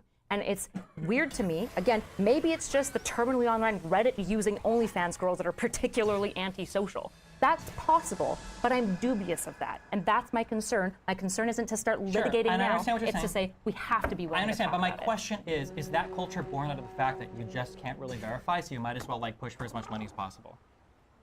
Is that ethical? Isn't that what we do in every single part of entertainment? When we sell merchandise, when we sell subscriptions, when we sell time to chat with somebody, when we sell any other I'm probably number the of worst memberships. person to ask because I'm terrible at making money because I definitely don't engage with Okay, that. But like, I'm that's my probably question. not the normative. My question for that, is yeah. there any other part of the entertainment world Where there's where a as many request is made sanctions? by the person selling the thing to try to determine The the mental financial state. stability of the person that they're selling something That's to? not what I'm But asking no one's asking for. you to I'm do saying in the That's stream, what you are asking. in the streamer world, Okay. I'll let Kyle finish her line of questions. She looks like she's on the roll. do you think that if a bunch of streamers found out that I was pretty suspicious about the like mental well-being of somebody, this person that had been in my chat for a long time started donating like 500, just dropping it, and they started posting like, let's be honest, really deranged things attached to it all of a Shout sudden. out to Evil Fossil, yeah. Yeah. You know, I wasn't gonna say names. Go ahead. If people found out that not only was I not willing to not engage, but I started DMing with that person, I started being like, oh man, all that money means so much to me, I really appreciate it, you're such a good friend to me. Do you think that other people in our community would be like, oh, good business, Eric, right? Or people would be like, you're a fucking bitch. That's not okay in our streamer world. I think that would probably be not okay, but that's because you're doing something that is like considered exceptional as a streamer. For OnlyFans, that is the service being paid for. Exactly. So my Right. concern about OnlyFans is you have an incentivization and an institutional structure that doesn't protect the consumer at all and does absolutely create systems where incentivized antisocial women can maximally exploit people. That's my concern. There isn't an oversight. There is no way to gauge this, and that means that while it's a really good platform, there has to be ways that you can correct some of these issues.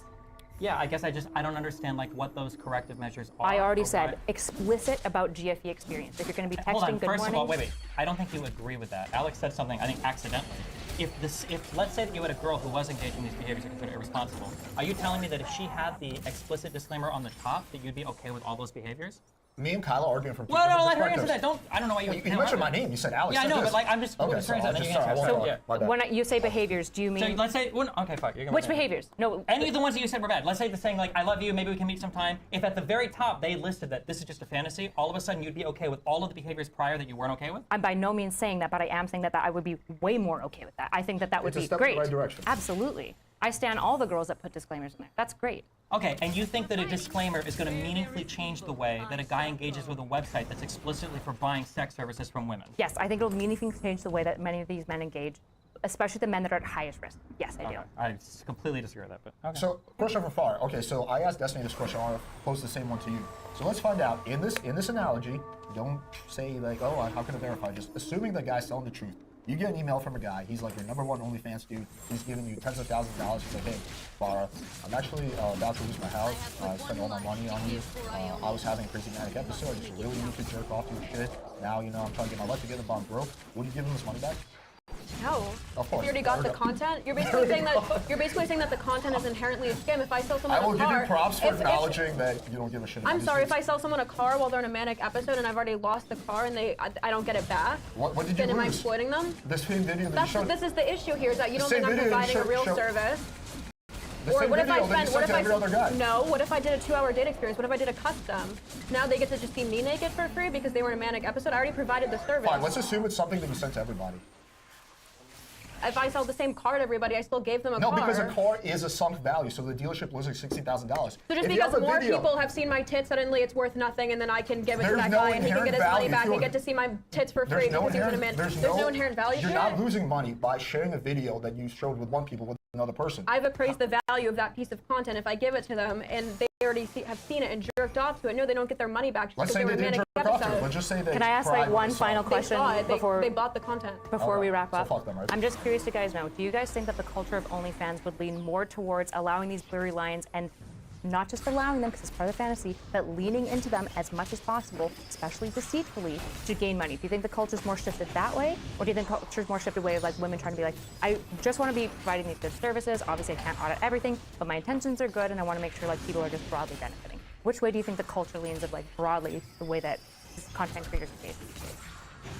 I don't know if that's even an accurate binary to scale it on. Like, I just think, like I said, it's a fantasy experience. I would consider it analogous to a strip club. So, like, seeking out a prostitute in Nevada. I think, again, you're already seeking out that blurred line in which, like, a cyborg experience in which you want instant responses and want all these things. Sure.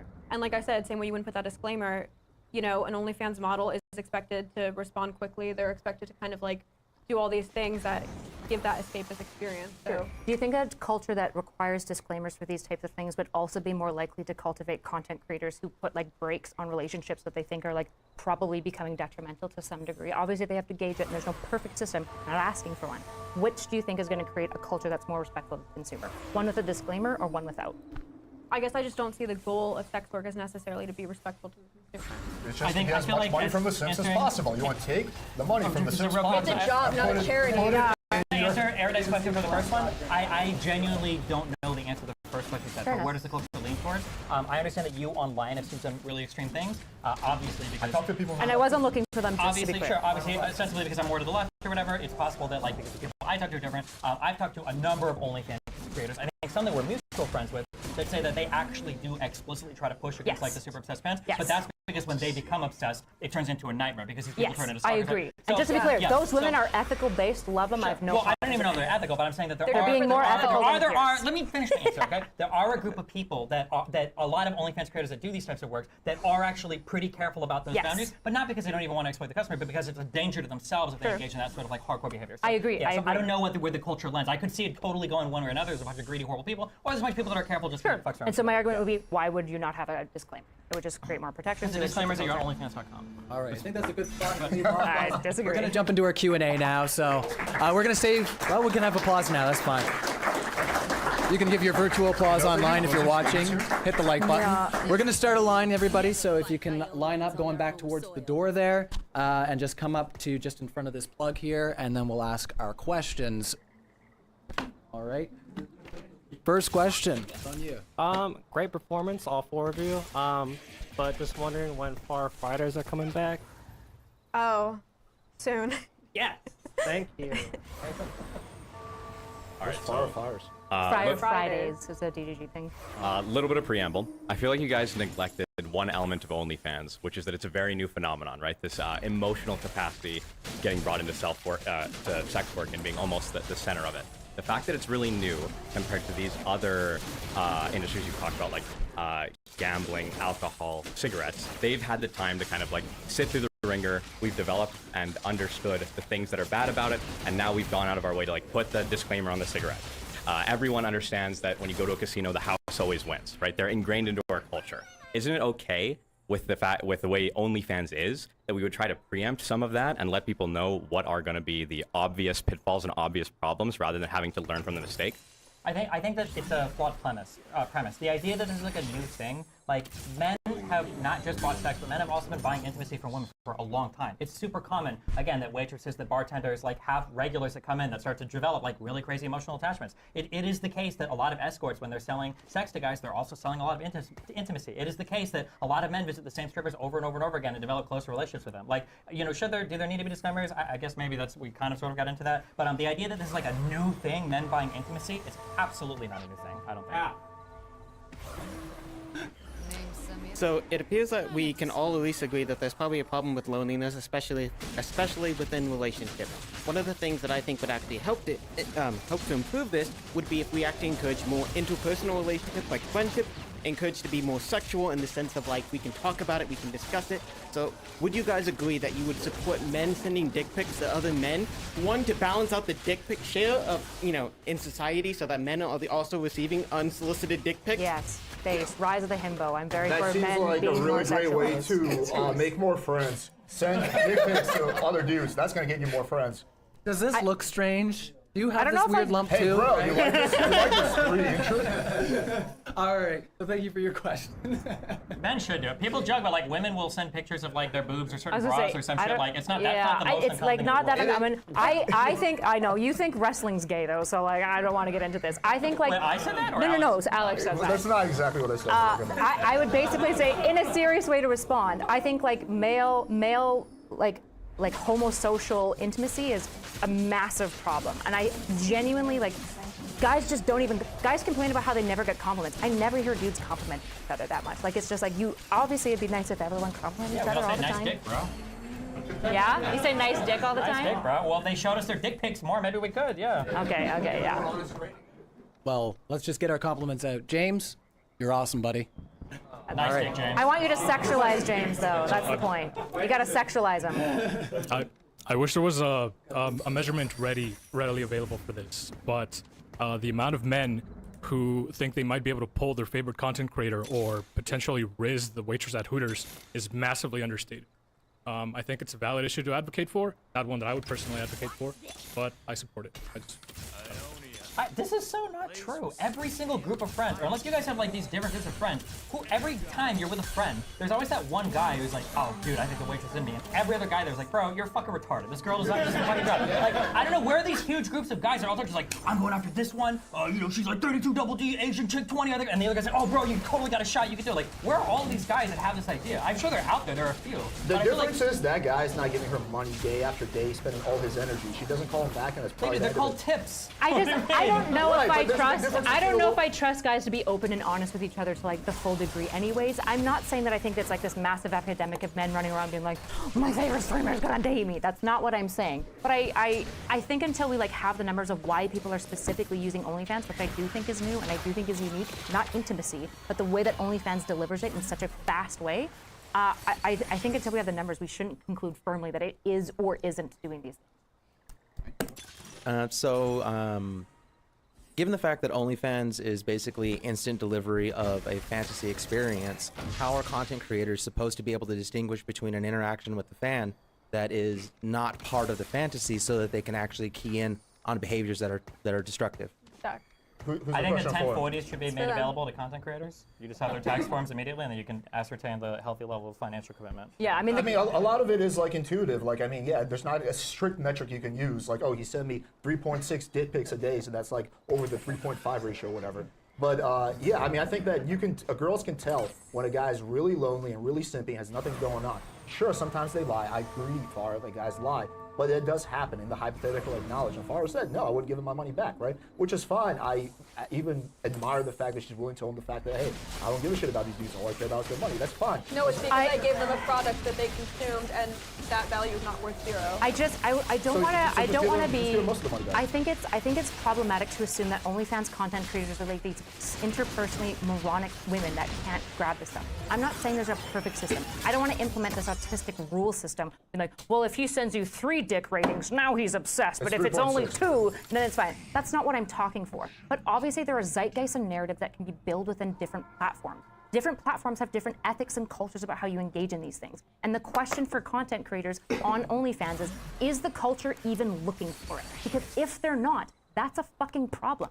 If they are, based, great. Like, there's so many cultures like this. If you've ever been in touch with nanny services, they have these massive Facebook groups where they all like cluck and talk to each other and shit talk the people that they're working for, but they also do these like nuanced advice giving pieces. And the nanny group is a really good example of all of these people. Every time my friend like runs a nanny group, so we talk about it all the time. If you're wondering why I'm super involved in the nanny world, the advice that they give is like super nuanced and interpersonal, being like, yeah, I think that this might be a little bit of an overstep of bounds. And the entire culture and energy in at least like a number of these platforms and spaces is how do we respect the clients, how do we protect the kids as much as possible, and how do we keep ourselves safe at the same time? And the problem is, if that's not existing as a culture within OnlyFans, I am concerned. That isn't good. I'm not saying that we need to have this holistic overthrow and get the sluts off the internet. Obviously not. I think OnlyFans is based and fine. All right, your question.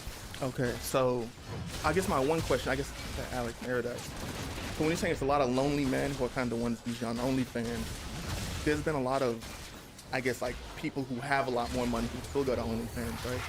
Generally because it's more of a personalized experience to porn than what they would usually get. Because you're saying, why would someone who isn't lonely go to OnlyFans? I feel like that would be like the main reason. It's more of like a personalized, you know, they know they're not going to marry this person or date them. It's more of, it's personalized to that individual, right? So I just want to understand your argument. You mentioned that it's typically people who have more money, and that's probably generally true. But then are you saying that people who have more money are less likely to be lonely? No, I wouldn't say that. But okay, so then why does their income matter? Well, I would think that it doesn't, because I guess how some people would say, like, if you have money, you can get whoever you want. Some people, like, a lot of these people are in marriage. But that's, right? That's and I think nonsense. it's, so but maybe, I put it in the same aspect. Maybe I'll ask you this. Yeah. It doesn't matter if they're lonely, because if you offer a service that actually, for the most part, like gets lonely guys through like dark times, that's fine. Obviously, I'm not saying like it's better than a therapist. I'm not like putting it as like the first choice. Whether or not there's lonely men on there, the issue is we don't know. We only know it's 89% in this one study. We don't know the demographics. The issue is if there's an element of loneliness that's occurring and there's a culture that is willing to take advantage of that to as far as possible, that's the concern, at least that I have. I don't know about Alex. I think we have a gap. We're arguing for two different things. Yeah.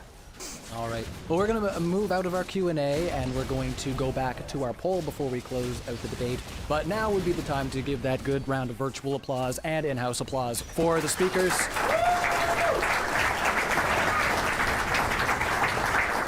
And of course, let's try not to forget our lovely James over here as well. He deserves all the love as well. So we're going to get him up here, actually, and I was going to keep track of the numbers on my phone if you want to pop up, yeah? Just give us a second, everybody. We're going to close the poll, but if you're watching online right now, you can hit the like, share it out in spaces you like to have these conversations. We have our online poll as well, so if you see that in the description, check it out. Okay, so if you happen to lean toward yes, that OnlyFans is, or I should say OnlyFans creators are engaging in economic exploitation, a little bit or a lot, could you slip your hand up? If you did think that if you do think it is exploitation.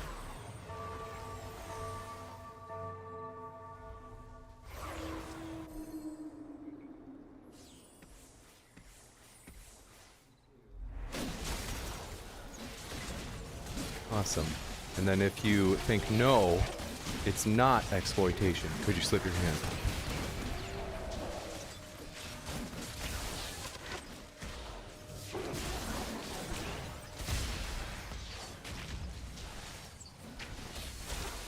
Slight victory.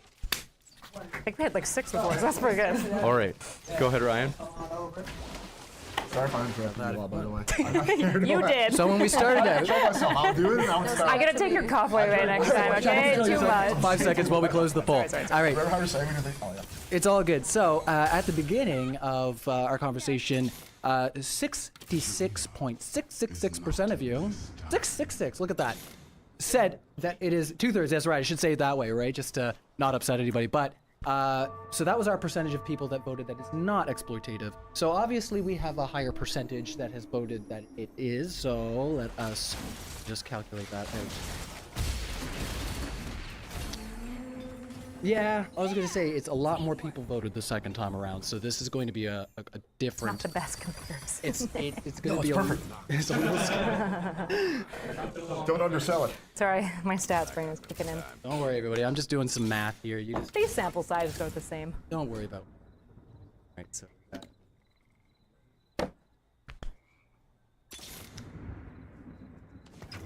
Oh, the wrong math here. I need a multiplication sign. So we actually, based on the amount of people that voted in the poll the first time, 8 and 16 versus 22 and 20 the second time around, we actually see that the people that find that it is exploitative has dropped by 11%. Oh, is exploitative. Sorry, I said it backwards.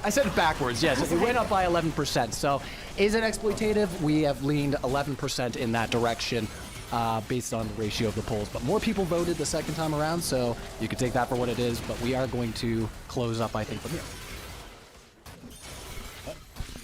I think Kyla and Alex's We side won. moved more people in their direction. Yes. Sorry about that. So we get Destiny's Channel now, right? Yeah, 11% more people voted And than her it only is dance account, yes. you have to do it. No. That's you. Yeah. I don't want to be a hypocrite. Yeah, you're doing it. You got it. I'll have my girlfriend take over.